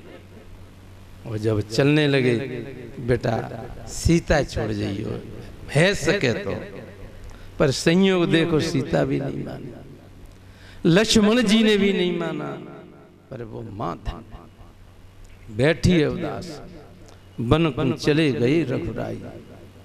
बारिश हो रही है, सावन गरजे भादों तड़के, ब्यारे चले पुरवाई, काऊ विरचतन भींजत होंगे, राम लखन दो भाई, वन कुन चले गई रघुराई।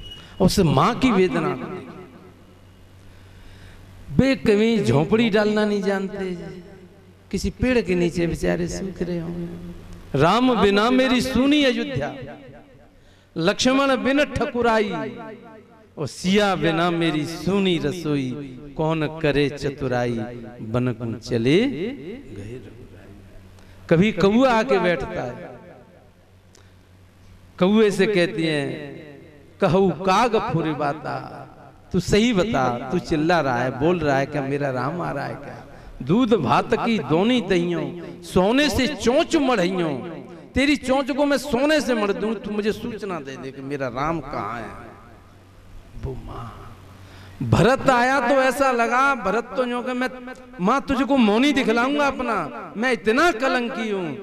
माँ एकदम आवेश में उठी, कई दिन से कुछ खाया नहीं पिया नहीं, जमाई आ गई पाक देसी ने, चौक में गिर गई। भरत ने उठा लिया जाके, माँ माँ माँ, लिबड़ गई और आवाज दे रही कि कहीं से कह दो उसने मेरा क्या कर लिया, देख मेरा राम ये आ गया, गोदम में उठा लिया भरत। मानो भरत राम पुण्य आया, मानो राम ही लौट आए, भरत को राम मान लिया। अब इतना हृदय किसका उदार है, और जिसका उदार है उसी के आज ये गीत गाए जा रहे हैं। कौन सुनने वाला है? वहीं पर विध्वंस हो रहा था अयोध्या में, उसी समय लेकिन वो कौशल्या की समझदारी थी। परिवार को किस प्रकार से बचाया, या हमारे अंदर ऐसी भावना, भाई मानस पढ़ के, ये ग्रंथ पढ़ के, ये ग्रंथ इतिहास और पुराण हमें अपनी भूलों से अवगत कराते हैं बस, कि उन्होंने ऐसी भूल की तो उसका परिणाम ये हुआ, हमें समझना है। और वहां इसने उतने अपनी बुद्धिमत्ता का परिचय दिया तो हम परिवार बच गया, तो हमें इस प्रकार से करना है, ये बात। तो कौशल्या की वजह से बच गया। कैकेयी जीवन पर्यंत नहीं बोली बेशक, चुपचाप खुद ही गिलानी में बेचारी मरती रही, लेकिन किसी बंदे ने उससे ये नहीं कहा कि तूने ऐसा कर दिया। वो मां कौशल्या। हनुमान जी आए साहब, हनुमान जी आए, हनुमान जी बाण लग गया भरत जी का, भरत जी का बाण लग गया। बातचीत चली, हनुमान जी ने कह दिया कैसे से मैं लंका से आ रहा हूँ, कि लंका में क्या हो रहा है भैया, सीता जी का हरण हो गया। अच्छा, फिर युद्ध हो रहा है बड़ा भयानक, और लक्ष्मण के शक्ति लग गई। जब तक गांव में मालूम पड़ गई, लमडोरो लग गो, भजत चले आई पूरी अयोध्या। पहली बार करीबन 14 वर्ष में कोई मैसेज मिला है। अब की बात होती तो दिन में 10-20 बार पूछते, अब कहाँ पंचवटी, अब गोदावरी में नह रहे हैं। अच्छा अच्छा, 20 बार बात होती, पर कोई व्यवस्था नहीं थी। अब उन्होंने जैसे ही सुमित्रा माँ ने सुनी कि मेरा बेटा मृत प्राय पड़ा है, हनुमान, भरत जी ने कहा ये लक्ष्मण की माँ है, लक्ष्मण की माँ है। पैर छुए हनुमान जी ने, बेटा राम से कह देना मेरा एक बेटा ही तो अभी काम आया है, मैं शत्रुघ्न को भेज रही हूँ, बस इसको कह देना, लेकिन बिना सीता के नहीं आ जाए, बिना सीता के वापस नहीं आ जाए, मैं शत्रुघ्न को भेज रही हूँ। जब तक माँ कौशल्या आ गई, माँ कौशल्या ने कहा बेटा हनुमान मेरे राम से कह देना लक्ष्मण के बिना अयोध्या में नहीं आ जाए, लक्ष्मण के बिना नहीं आ जाए। एक दूसरे का ध्यान रखती है। हमारे परिवार का मूल विखंडन हमने अपने आर्ष ग्रंथों को ठुकरा दिया, झुटला दिया, उनकी मान्यताएं कम हो गई। जैसे जैसे शिक्षा का असर बढ़ता जा रहा है, हम अपने धर्म शास्त्रों से दूर हटते चले जा रहे हैं। ऐसा लगता है कि ये तो प्रॉपर गन्ने, अरे इनमें क्या रखा है, कोई इन चैनलों को देखना नहीं चाहता है। 12वीं की क्लास में मैंने चक्रव्यूह का कोई पाठ थोड़ा सा आया, मैं चक्रव्यूह कहाँ पर, ये कहाँ युद्ध हुआ, तो बच्चे बता नहीं पाए, जबकि रोजाना महाभारत आ रहा है, किसी को जानकारी नहीं। हम माँ बाप भी प्रेरित नहीं करते उनको, बेटा इनको देखा करो, इनसे कुछ सद्बुद्धि मिलेगी, हमें जीवन जीने की कुछ कला मिलेगी। लेकिन हमें भी फुर्सत नहीं मिलती, और हमें भी सिर्फ एक चीज चाहिए, धन धन धन, पैसा कमाना है। पैसा नहीं हो कोई दिक्कत नहीं, औलाद संस्कारवान हो जाए। हरिओम जी कई बार कहते हैं, मैंने कई लोगों से पूछा है इस बच्चे को क्या बनाओगे, वो कहता मैं इसको डॉक्टर देखना चाहता हूँ, कोई कहेगा मैं इसको इंजीनियर देखना चाहता हूँ, कोई कहेगा मैं RAS और IAS देखना चाहता हूँ, पर मेरे से अभी तक साहब कब ने यूं ना कही कि मैं इसको एक अच्छा मनुष्य देखना चाहता हूँ। कोई मनुष्य बनाना नहीं चाहता, एक पैसे कमाने वाली मशीन ही हम बनाना चाहते हैं। बस उसी का ये दुष्परिणाम बढ़ता चला जा रहा है कि हमारा समाज जो कभी श्रेष्ठ रहा करता था, माताओं में, बच्चों में वो संस्कारों की कमी आती जा रही है। नयन विहीन बिलो के पति को भारत की महतारी ने नैनों से पट्टी बंधवाई थी, जीवन भर ओ तारी ने।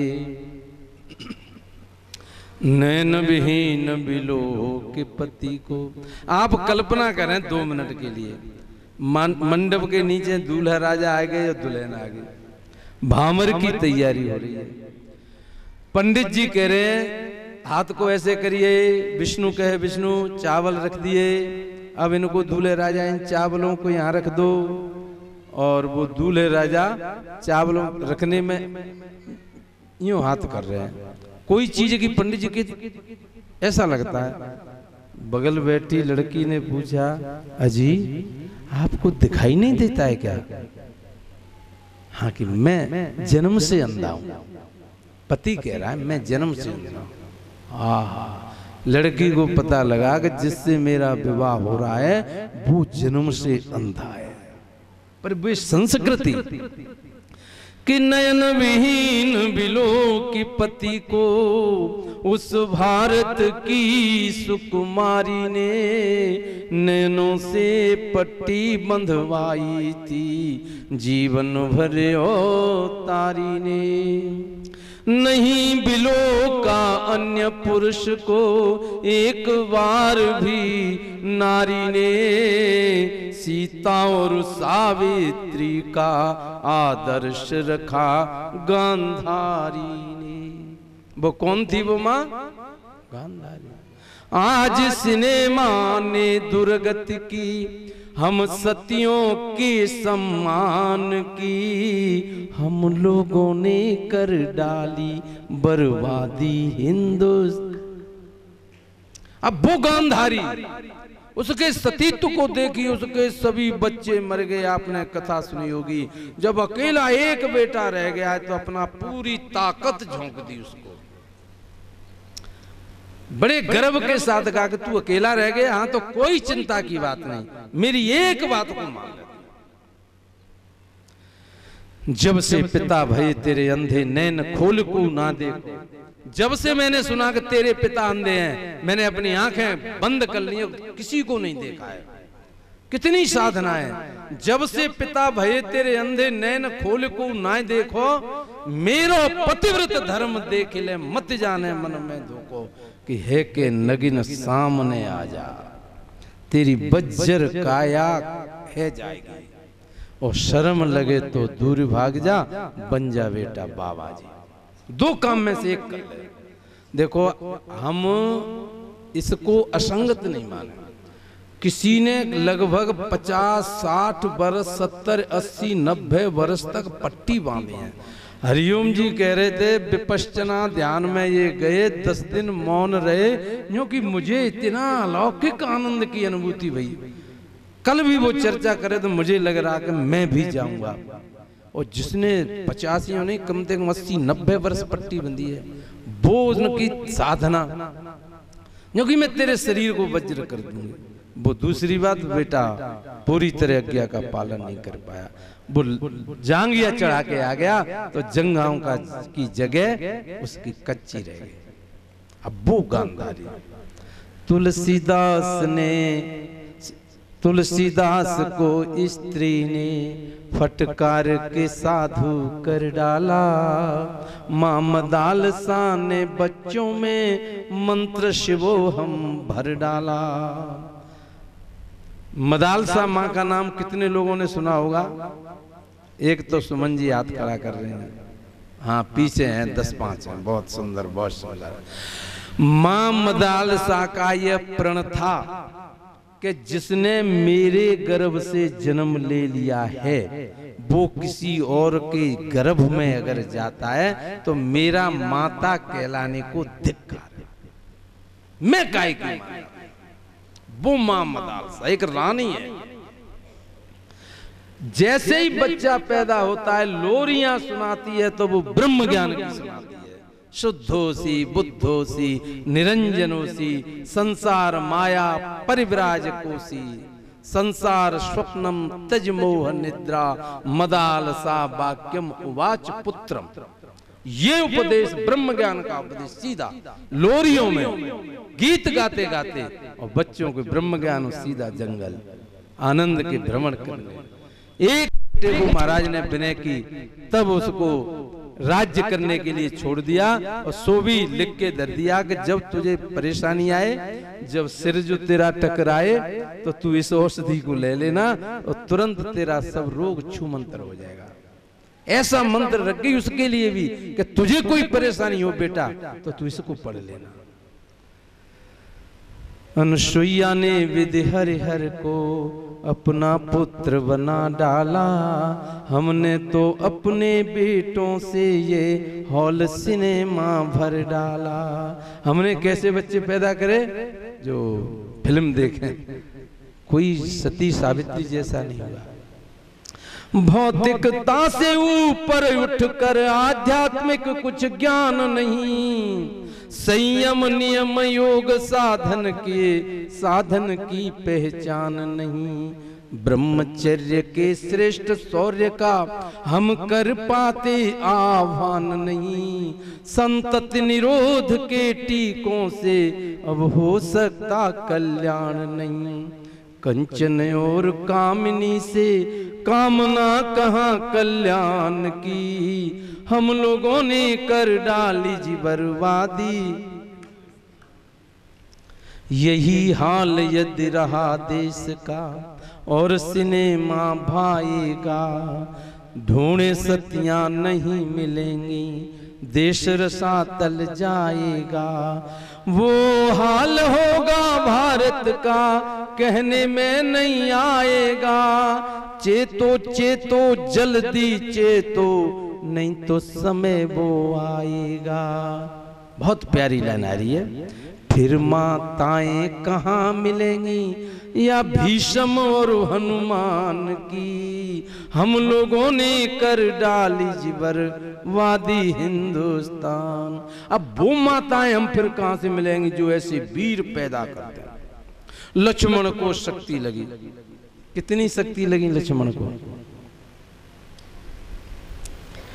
लक्ष्मण जी को 2 बार शक्ति लगी है।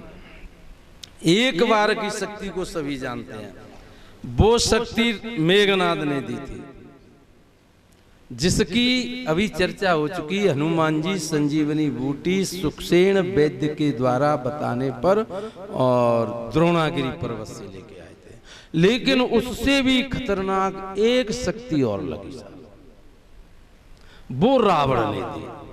ब्रह्मघातिनी, छाणिस सांगी, तेज पुंज लक्ष्मण उर लागे। रेसठ का मारिय कपि भालू, मोय बिलोक तोर में कालू। लक्ष्मण जी ने आगे कहा, तू क्या इन बानर भालुओं को मार रहा है रावण? मुझे देख, मैं तेरा काल खड़ा हूं। अरे की ढूंढत रहूं तो सुत घाती, मैं तुझे ही तो देख रहा था, मुझे अपने बेटे का बदला लेना है। और बस युद्ध हुआ। जैसे लगा के लक्ष्मण जी ने परेशान किया और साहब उसने ब्रह्मघातिनी, वो ब्रह्मा जी ने दी थी, वो शक्ति उस पर चला दी। मूर्छित भयो शक्ति के लागे। लक्ष्मण जी एकदम उल्टे गिर गए। अब रावण ने सोची चलो जी ठीक हुआ जाए, उठाए गए और अपने लंका में ले जाओ। जब तक वो उठाने का प्रयत्न कर रहे हैं कि उधर से हनुमान जी आए साहब दौड़ते हुए तेज गति से। उन्होंने सोचा अच्छा कि ये वानर आ रहा है, ये बहुत ताकतवर है। तो रावण ने अपनी पूरी ताकत से आते हुए हनुमान जी की छाती में घुसा दिया। जानु टेक कपि भूमि न गिरा, वो संजनी का लाल है, ब्रह्मचारी है, ताकत का भंडार है, घोंटू टिक गया, पूरी तरह जमीन पे नहीं गिरा। फिर हनुमान जी ने घूंसा दिया कि मेरे घूंसे को संभालो। अब मूर्छित हो गया, मूर्छित हो गया, फिर जग गया। क्योंकि यार तेरी माँ का क्या नाम, क्यों क्या करोगे? मैं यहीं से धन्यवाद प्रेषित करूंगा। धन्य है वो तेरी माँ जो तुझको इतना संस्कारवान, इतना बलवान बना दिया। क्योंकि मेरी माँ को धिक्कार, हनुमान जी कह रहे, और मुझे धिक्कार। अब रावण को आश्चर्य हो रही, मैं धन्यवाद दे रहा हूं, मैंने आज तक किसी की माँ को धन्यवाद नहीं दिया है, पहली बार मैं किसी की माँ को धन्यवाद दे रहा हूं, और तू मेरे सामने खड़ा ये कह रहा है कि मुझे धिक्कार, मेरी माँ को धिक्कार। क्यों? क्योंकि तू जिंदा कैसे बच गया, मेरे घूंसे से तू जिंदा कैसे बच गया। तब कवि ने लिखा है, फिर माताएं कहाँ मिलेंगी जब भीष्म और हनुमान, कहाँ मिलेंगी ऐसी माताएं? तो इसलिए अब आप देखिए उस सदाचारी जीवन को देखिए। उठा के और हनुमान जी ले गए राम जी के लक्ष्मण को। अब राम जी के लिए 2 लाइन राम जी ने देखते क्या कहा, जो जीवन में मैंने अपने क्षण एक नीति नहीं की है। बहुत प्यारी लाइन, भाई हमें कष्ट पड़े हम हनुमान जी के भय पहुंच जाएंगे मंदिर में, पानी पकड़ लेंगे, छोड़ेंगे नहीं, चोला बोलेंगे। सज्जनों वो उसी की सुनेगा जिसके जीवन में पहले से सदाचार रहा है। द्रौपदी की क्यों सुन ली? आज तमाम स्त्रियों के वस्त्र हरण हो रहे हैं, क्यों नहीं सुनी जा रही है? क्योंकि हर स्त्री द्रौपदी नहीं हो सकती है। द्रौपदी के 5-5 बेटों का कत्ल हुआ है, सोते हुओं का कत्ल हुआ है। और जब द्रौपदी से कहा कि इसके सिर पर खड़ी हो जा, कुचल दे इसके सिर को, इसको हम मार के छोड़ेंगे, तो द्रौपदी ने कहा मुंचताम ये शाम ब्राह्मणों नितराम गुरु, छोड़ दो इसको, छोड़ दो, ये ब्राह्मण है, तुम्हारे गुरु का पुत्र है, जिसने तुमको विद्या सिखाई, उसको याद करिए। वही घटना याद आएगी पहले वाली मैंने कही। उन्होंने कहा याद करिए तुम उसको, हे पार्थ, हे भीम, तुमको किस प्रकार धनुष पकड़ना किसने सिखाया? द्रोणाचार्य ने सिखाया। क्या हो गया इससे? अपराध हो गया क्या? उसको भूल जाओगे? अरे धन्य, पता नहीं कितनी चौड़ी छाती थी द्रौपदी की जब उसका चीर बढ़ाया था।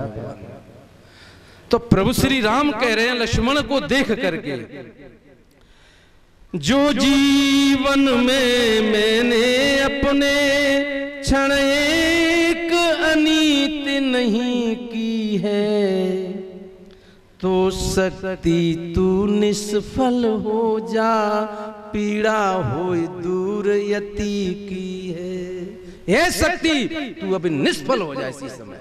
अगर मैंने अनीति का सहारा नहीं लिया तो शक्ति तू अभी यही इसी वक्त निष्फल होगी और मेरे यति भाई की अभी वेदना दूर होगी। बस कहना था कि सुनत बचन उठी बैठी कृपाला, गगने गई सुई शक्ति कराला।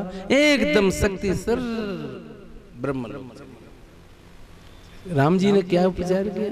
हनुमान जी को लगा रहे तो पहले हम कहीं परेशान करे प्रभु, तुम्हें पूरी रात में काल नेम ने अलग रोको, बूटी मोई नहीं मिले, और भरत जी ने अलग बाण मारो कि जी विद्या थी तुमको। अब ये कौन सी विद्या थी जरा ऐसे को सोचे। ये देखो कभी कभी कोई संत है नहीं, अगर किसी को आशीर्वाद दे दिया तो उनके वचन फल जाते हैं, पूरे हो जाते हैं। नहीं होगा वो भी काम हो जाएगा। उसके पीछे मुख्य कारण है कि उन्होंने पूरे जीवन में सदाचार का पालन किया है। अब वो शक्ति बोलती है, जब कह दिया पुत्रवती भव, तो फिर उसके पुत्र होगा ही, क्योंकि उसकी पूरे जीवन की साधना होगी। तो राम जी कह रहे हैं कि अगर मैंने अपने पूरे जीवन में कभी भी अनीति नहीं की है तो हे ब्रह्म शक्ति, तो इसी समय खारिज हो जाए और शक्ति फेल। तुरंत लक्ष्मण जी तैयार। बोलिए, ये दूसरी शक्ति लगी। राम जी ने 1 सेकंड में तैयार कर दिया लक्ष्मण को, और वो अपने पूरे जीवन की सच्चरित्रता के बल पर। अगर हम भी, अगर जीवन में हमने किसी की निंदा नहीं की है, चोरी नहीं की है, कोई गलत कार्य हमने नहीं किया है, अगर हम कभी टेक के कह देंगे तो उस दैवीय शक्ति को आपके सामने झुकना ही पड़ेगा। लेकिन ऐसा नहीं हो सकता है। हम सब गलत कार्य करें और आपत्ति पड़े तो फिर घंटा हिला हिला के हे हनुमान जी सुनो, हे शंकर भगवान, ऐसे कोई सुनने वाला नहीं है। तुम्हारी पूरी पृष्ठभूमि की पता है उन्हें कि तुमने जीवन में क्या क्या किया है। तो अपने जीवन के प्रति हम निश्चित रूप से जागरूक रहें, अन्यथा हमें पीछे पछताना पड़ेगा बुरी तरह। समय थोड़ा सा संकेत भी कर रहा है, तो मैं एक महाभारत का छोटा सा प्रसंग निवेदित कर दूं। कर्ण का और अर्जुन का भयंकर युद्ध चल रहा है, भयंकर युद्ध चल रहा है। बार बार भगवान कृष्ण कह रहे हैं इसको इधर दे बाण, अब के सारथी को मार, अब किसके ध्वज को तोड़। कर्ण को लगा कि जे बहुत देर से बकवास कर रहा है, सो 5-4 ऐसे तीखे बाण भर दे। भगवान का कवच फट गया, कवच फटा, खून निकल आया। अब इसको ये ऊपर ध्वज पे बैठा देख रहा है, अरे मेरे प्रभु युद्ध नहीं कर रहे हैं। एकदम दहाड़ उठे, अरे गजब हुआ, सेनाएं कांप गई दोनों ही। भगवान कृष्ण खड़े हुए रथ पर, ऊपर से हनुमान जी को छुआ, शांत शांत शांत शांत हो जाओ। प्रभु तुम में बाण क्यों मार रहा है जी, इसको पता नहीं है? शांत हनुमान शांत। अब फिर बैठ गए। अब फिर लगा के मेरे से ने मना किया था कि तुझको कुछ करना नहीं है, सिर्फ देखना है, और मैंने आज्ञा का अवहेलना कर दी। अब उनको गिलानी हुई तो अपनी छाती में अपनी उंगलियों को लाया, वक्षस्थल फाड़ने लगे। फिर दुनिया हाहाकार में जो क्या हो रहा है। फिर भगवान कृष्ण खड़े हुए, बेटा शांत शांत, तू सिर्फ देख, तू देख मैं क्या कर रहा हूं। शांत, बिल्कुल शांत हो गए। अश्वसेन एक सर्प था, कर्ण के तरकश में आ गया। उसका अर्जुन से बैर था पुराना। जो ही बाण दिया हाहाकार मच गया, हाहाकार, एकदम आग जली कि अब नहीं कोई अर्जुन को बचा सकता है। भीम चिल्लाया, युधिष्ठिर चिल्लाए, भगवान बचा लो पार्थ को, भगवान बचा लो अर्जुन को।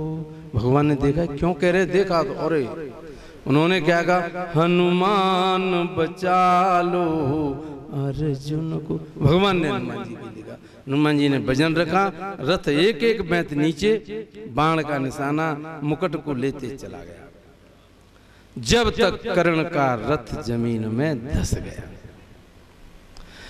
उनके सारथी का नाम शल्य, मामा था पांडवों का।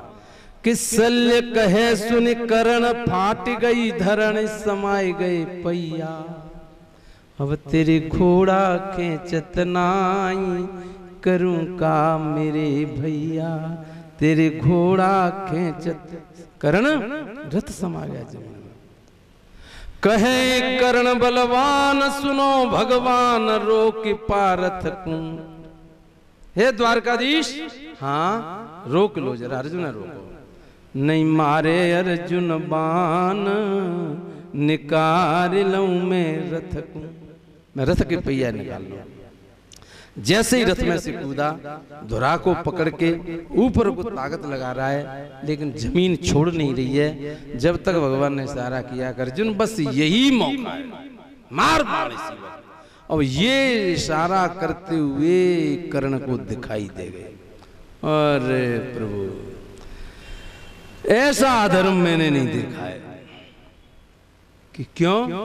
कि मैं तो खड़ो निहत्थो रण में, और ये अर्जुन चाहत जीत। और ये जीत चाह लेता वो कोई बात नहीं, पर जगत पिता के आगे यह कैसी ये अनरीत। और आपके सामने अधर्म हो रहा है। भगवान ने कही, तू धर्म को जानता है क्या? अधर्म धर्म को जानता है क्या? तुझे पता है धर्म किसे कहते हैं? अरे मैं ठीक तरह से जानता हूं महाराज, मैंने भी वेद वेदांग पढ़े हैं। हाई तो याद धर्म की, पर्यंत समय पे आई। यही याद पहले आ जाती तो होती नहीं लड़ाई, होती नहीं लड़ाई। अब आई तो याद धर्म की, मतलब अपने पे घटाना। बूढ़े है जाएंगे तो हम याद धर्म के उपदेश देंगे हम। अंत समय पे आई यही याद पहले आ जाती, होती नहीं लड़ाई। महाराज मैं तो हमेशा धर्म के साथ रहा हूं। अच्छा, उस दिन धर्म कहाँ गया तेरा? लाखा भवन बनाया, पांचों पांडव और कुंती को तूने बरनावा पहुंचाया। आज भी उस जगह का नाम बरनावा है। उस दिन धर्म कहाँ गया? तुझे पता था कि लाख का मंदिर है? पता था। तूने लाखा महल बनाया, पांचों पांडव और कुंती को बरनावा पहुंचाया। उन पांचों में आग लगा तूने मनमोद मनाया। दुर्योधन को एक बार तूने गलत नहीं ठहराया। तूने तो कछु कसर न राखी पर बच गए पांचों भाई। यही याद पहले आ जाती होती नहीं। नहीं की बात तो सही है महाराज। याद आ रही है कि आ रही है? गलती थी, हाँ, अधर्म था, लेकिन एक बार माफी तो हो सकती है, ऐसी कोई बड़ी बात नहीं थी। एक बार ही तो गलती हुई है। धर्म दूसरी बार भी तूने ठोकर से ठुकराया। करके कपट जाल जुआ में धर्म सुवन हरवाया। क्या शकुनी के पास सही थे? करने के ये अंतिम समय पर तो सही बोलो, शायद जज की समझ में आ जाए, फैसला बदल जाए। नहीं साहब, गलत थे। करके कपट जाल जुआ में तेने धर्मराज हरवाया। सती द्रौपदी को दुशासन खींच सभा में लाया। उस दिन पापी कर्ण तुझे ये धर्म याद नहीं आया। जिस समय खींच के लाए द्रौपदी ऐसी सवारी होगी, सबसे पहले कर्ण ने खड़े होकर तालियों से स्वागत किया था। वाह वाह दुशासन, धन्यवाद धन्यवाद। उस अबला रजस्वला की तूने साड़ी तक खिंचवाई। यही याद पहले आ जाती तो होती नहीं लड़ाई। उस द्रौपदी कितनी चिल्लाई, तुम्हारे पैर पकड़े बाबा भीष्म के पकड़े। द्रौपदी चारों ओर चिते चित जाय रहो यदुनाथ जहां। पांचों पति जब देख लिए सब बैठे नीचे को करके निगाहें। भीष्म द्रोण सब देख लिए बित खींचन चीर दुशासन चाहे। और ठाड़ी सभा में तब नारी पुकारी कि वो चारी भुजा को मुरारी करी। तब उसको याद आई कि वो वृंदावन को बिहारी कहा। उसने द्वारका की तरफ मुंह करके आवाज दी, हे गोविंद, हाँ कृष्ण द्वारका वासी। क्योंकि तूने उस दिन धर्म नहीं याद आया तुझको। नहीं, खैर बात तो आपकी ठीक है प्रभु ये भी, लेकिन तुम एक बार अगर मुझे जगा देते तो मैं आपको वादा करता हूं मैं आपकी बात को मान जाता। अच्छा मान जाता कि हाँ। कि एक दिन गया मैं हस्तिनापुर को। गया था कब? अरे शांति दूत बन के। तूने ग्वाला दियो बताई। सबसे पहले तूने कहा अरे ग्वारिया शांति दूत, अरे कोई ब्राह्मण और कोई नहीं मिला। अरे क्या बुद्धू है जे पांडु के पुत्र, इनको एक ग्वारिया ही मिला शांति दूत के लिए। एक दिन गया मैं हस्तिनापुर को, तूने ग्वाला दिया बताई। मैं चाहता था मेल के तूने दीनी फूट बढ़ाई। धर्म ताक में रख दो तेने और मुझे दीने दांत दिखाई। दुर्योधन के संग में मिलते ने मेरी हंसी उड़ाई। मैंने मांगे 5 गाम, बस 5 गाम दे दो तो दे दो, केवल 5 गाम रखो अपनी धरती तमाम। दुर्योधन वह भी दे न सका, आशीष समाज की ले न सका। उल्टा हरि को बांधने चला, जो था असाध्य साधने चला। जब नाश मनुज पर छाता है पहले विवेक, हरि ने भीषण हुंकार किया, अपना स्वरूप विस्तार किया। डगमग दिग्गज डोले, भगवान कुपित होकर बोले। जंजीर बढ़ाकर साध मुझे, हाँ हाँ दुर्योधन बांध मुझे। आ बेटा बांध मुझे, करण मुझे बांध। दुर्योधन के संग में मिलते ने मेरी हंसी उड़ाई, मैंने मांगे 5 गाम तेने सुई की नोक दिखाई, यही याद पहले आ जाती होती नहीं लड़ाई। अब कर्ण निरुत्तर हो गया साहब, लेकिन अर्जुन को क्रोध नहीं आ रहा है। जिसके लिए ये गाथा गाई जा रही अब उसमें आवेश नहीं आ रहा है। देखा बिल्कुल शांत खड़ा है, बाण चलाने की स्थिति में ही नहीं है। अब कि ये कैसा, अब वो तो बहुत वैसा है कैसे भी बाण चला सकता है। फिर उसने कि अब कि ऐसा दो कि कर्ण पे असर कम करे, अर्जुन को अपना निशाना बनाए। कल परसों की बात कर्ण, ज्यादा दिन नहीं हुए 3 दिन, कल परसों की बात कर्ण तूने नहीं धर्म विचारा, अभिमन्यु अकेले बेटा को तुम 7 जननी ने मारा।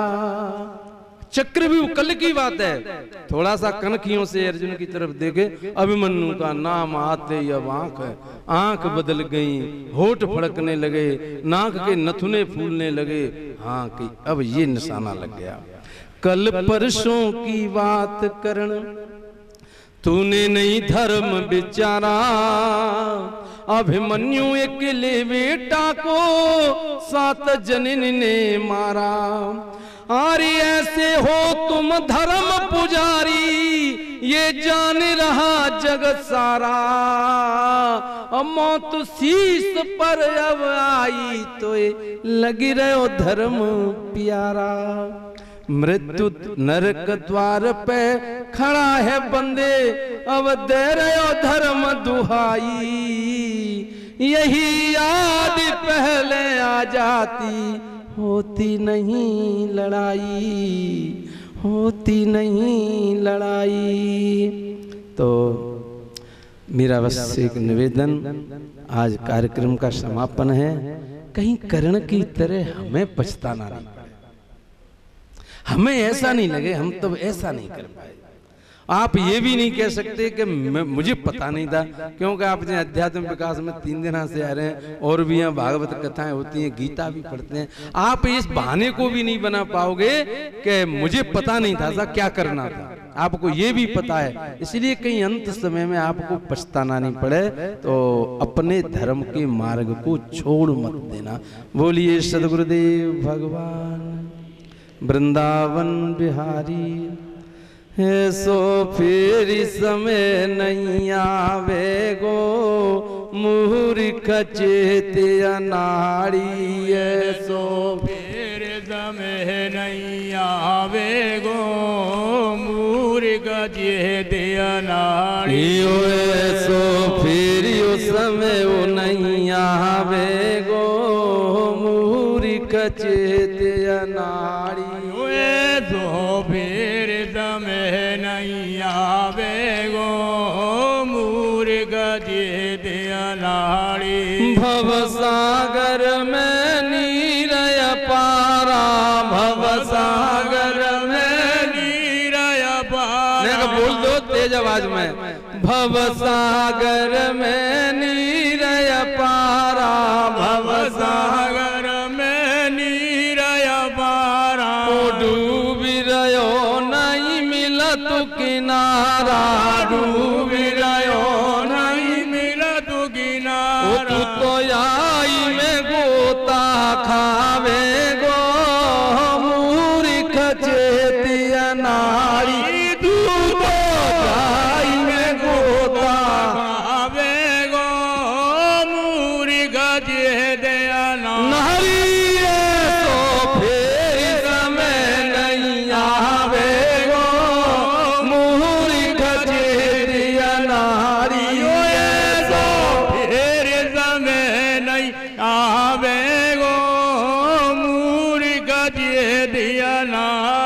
सतसंगत में कबहू न जावे, सतसंगत में कबहू न जावे। कथा भागवत कोई न भावे, कथा भागवत कोई न भावे। अगर संगत में नहीं गए, कथा भागवत अच्छी नहीं लगी तो फिर क्या होगा? हरे अगलो जन्म सुअर को पावे गो मुहुरी गजे दिया नारी, अगलो जन्म सुअर को पावे गो मुहुरी गजे दिया नारी, तो फिर समय नहीं आवे गो मुहुरी गजे दिया नारी, फिर समय नहीं आवेगो मुहुरी गजे दिया नारी। बोलिए सदगुरुदेव भगवान की जय। अध्यात्म विकास परिषद के समस्त सम्माननीय सदनों को सदस्यों को मैं सत बार नमन करता हूं कि उन्होंने इतना दिव्य भव्य आयोजन कराया और मुझे जैसे अल्पज्ञ को यहाँ 2 शब्द कहने का मौका प्रदान किया। और आप सभी श्रोताओं का मैं हृदय से आभार व्यक्त करता हूं कि आपने मेरे इस अल्पज्ञ की वाणी को बड़े मनयोग से सुना। अगर इसमें आपको कोई भी अच्छाई बात लगी हो तो वो मेरे गुरुजी की है, मेरे इस ग्रंथों की है। अगर कोई आपको अखरी हो बात वो मेरी दृष्टता माने और अच्छाई लगी हो तो मेरे गुरुदेव की है। बोलिए सदगुरुदेव। बांके बिहारी लाल की जय। एक विचार सागर नाम का एक ग्रंथ है, उसका पिछले 2 महीने से नियमित रूप से 1 घंटे की क्लास होती है। इतनी रसीली है कि उसमें ऐसे खो जाते हैं, ऐसे डूब जाते हैं कि कुछ भी भान हमें नहीं रहता। तो थोड़ा सा शीघ्रता से और मैं आमंत्रित कर रहा हूं परमार्थ सेवा समिति के अध्यक्ष श्री राकेश गर्ग जी को और उनके समस्त सदस्यों को, समस्त महिला पुरुष सदस्यों को। आज उनकी तरफ से भी आचार्य जी का सम्मान किया जाना है। जोरदार तालियां। आपने आचार्य जी ने बहुत ही सम्यक अध्ययन किया है ग्रंथों का, तो उनका जो ज्ञान है वो उनकी वाणी के द्वारा प्रस्फुटित होता है। और ये हमारा सौभाग्य है कि एक ऐसा विद्वान व्यक्तित्व हमारे बीच उपस्थित है। तो मैं परमार्थ सेवा समिति के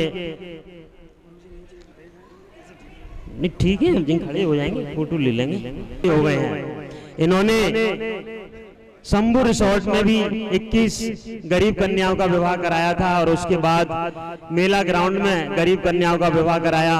हॉस्पिटल में जल की व्यवस्था को इन्होंने सुचारू रूप से चलाया और वर्तमान में भी ये कई ऐसे कार्य कर रहे हैं। एक वैवाहिक इन्होंने साइट बनाई है जिस पर कई बच्चों के संबंध तय हुए हैं। इसके सभी सदस्य बड़े एनर्जेटिक हैं और हमेशा किसी न किसी सेवा कार्य को ढूंढते रहते हैं। तो मैं इनका हार्दिक वंदन और अभिनंदन करता हूं आपके द्वारा गुरुजी का। परमार्थ सेवा समिति के साथ साथ भारत विकास परिषद को भी धन्यवाद देना चाहूंगा कि उन्होंने कल गुरुजी का स्वागत किया था। और रामनिवास जी, महावीर भाई साहब, संतोष जी, उनके द्वारा, उनके परिवार के द्वारा की गई है जो आपको प्रसाद आज प्राप्त हुआ है। परसों का प्रसाद पप्पू मल जिंदल जी की ओर से वितरित किया गया था। कल का प्रसाद श्री प्रमोद जी गर्ग कंपनी परिवार जो कि भारत विकास परिषद के अध्यक्ष हैं उनकी ओर से वितरित किया गया था। आध्यात्मिक विकास परिषद उनका हार्दिक धन्यवाद ज्ञापित करती है। और विशेषतः मैं आध्यात्मिक विकास परिषद के सभी सदस्यों को धन्यवाद देना चाहूंगा। आदरणीय श्री रामनिवास शर्मा जी, सत्य प्रकाश सारस्वत जी, मोहन भैया जी, डॉक्टर श्यामवीर जी, सौरभ भाई साहब, पप्पू मल जी, उमेश जी, अनेक सदस्य हैं, एस के मंगल जी, बच्चू भाई साहब, लंबी लिस्ट है, 40-45 सदस्य हैं। तो मैं उन सभी का भी धन्यवाद ज्ञापित करना चाहूंगा। मैं धर्मशाला परिवार को हरि लाल की जय। मैं धर्मशाला हमारे धर्मशाला के व्यवस्थापक आदरणीय श्री प्रदीप जी भाई साहब को मैं आध्यात्मिक विकास गीता की क्लास चलती है, आध्यात्मिक विकास परिषद को आज जो पहचान मिली है उसमें श्री सत्यनारायण धर्मशाला का विशेष योगदान है।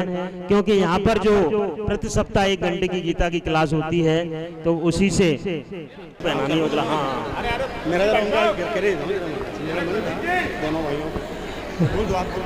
आध्यात्मिक विकास परिषद बगैर किसी उचित स्थान के और वहां पर जोरदार तालियां एक बार। पैसे की आवश्यकता नहीं है क्योंकि हमारे लिए एक समस्या हो जाती है कि इस पैसे को कहां ले जाएं। यहाँ पैसा चढ़ाने की कोई आवश्यकता नहीं है क्योंकि गुरुजी एक भी पैसा लेते नहीं है, वो कोई भी पैसा नहीं लेंगे, उनकी सेवा है बिल्कुल निःशुल्क, तो इसलिए धन चढ़ाने की आवश्यकता नहीं है। मैं पुनः प्रसाद सभी लेकर के जाएं, बिना प्रसाद के कोई भी नहीं जाएगा। भगवान की पहचान है, भगवान है तो भक्तों की पहचान है, एक दूसरे से ही पहचान है।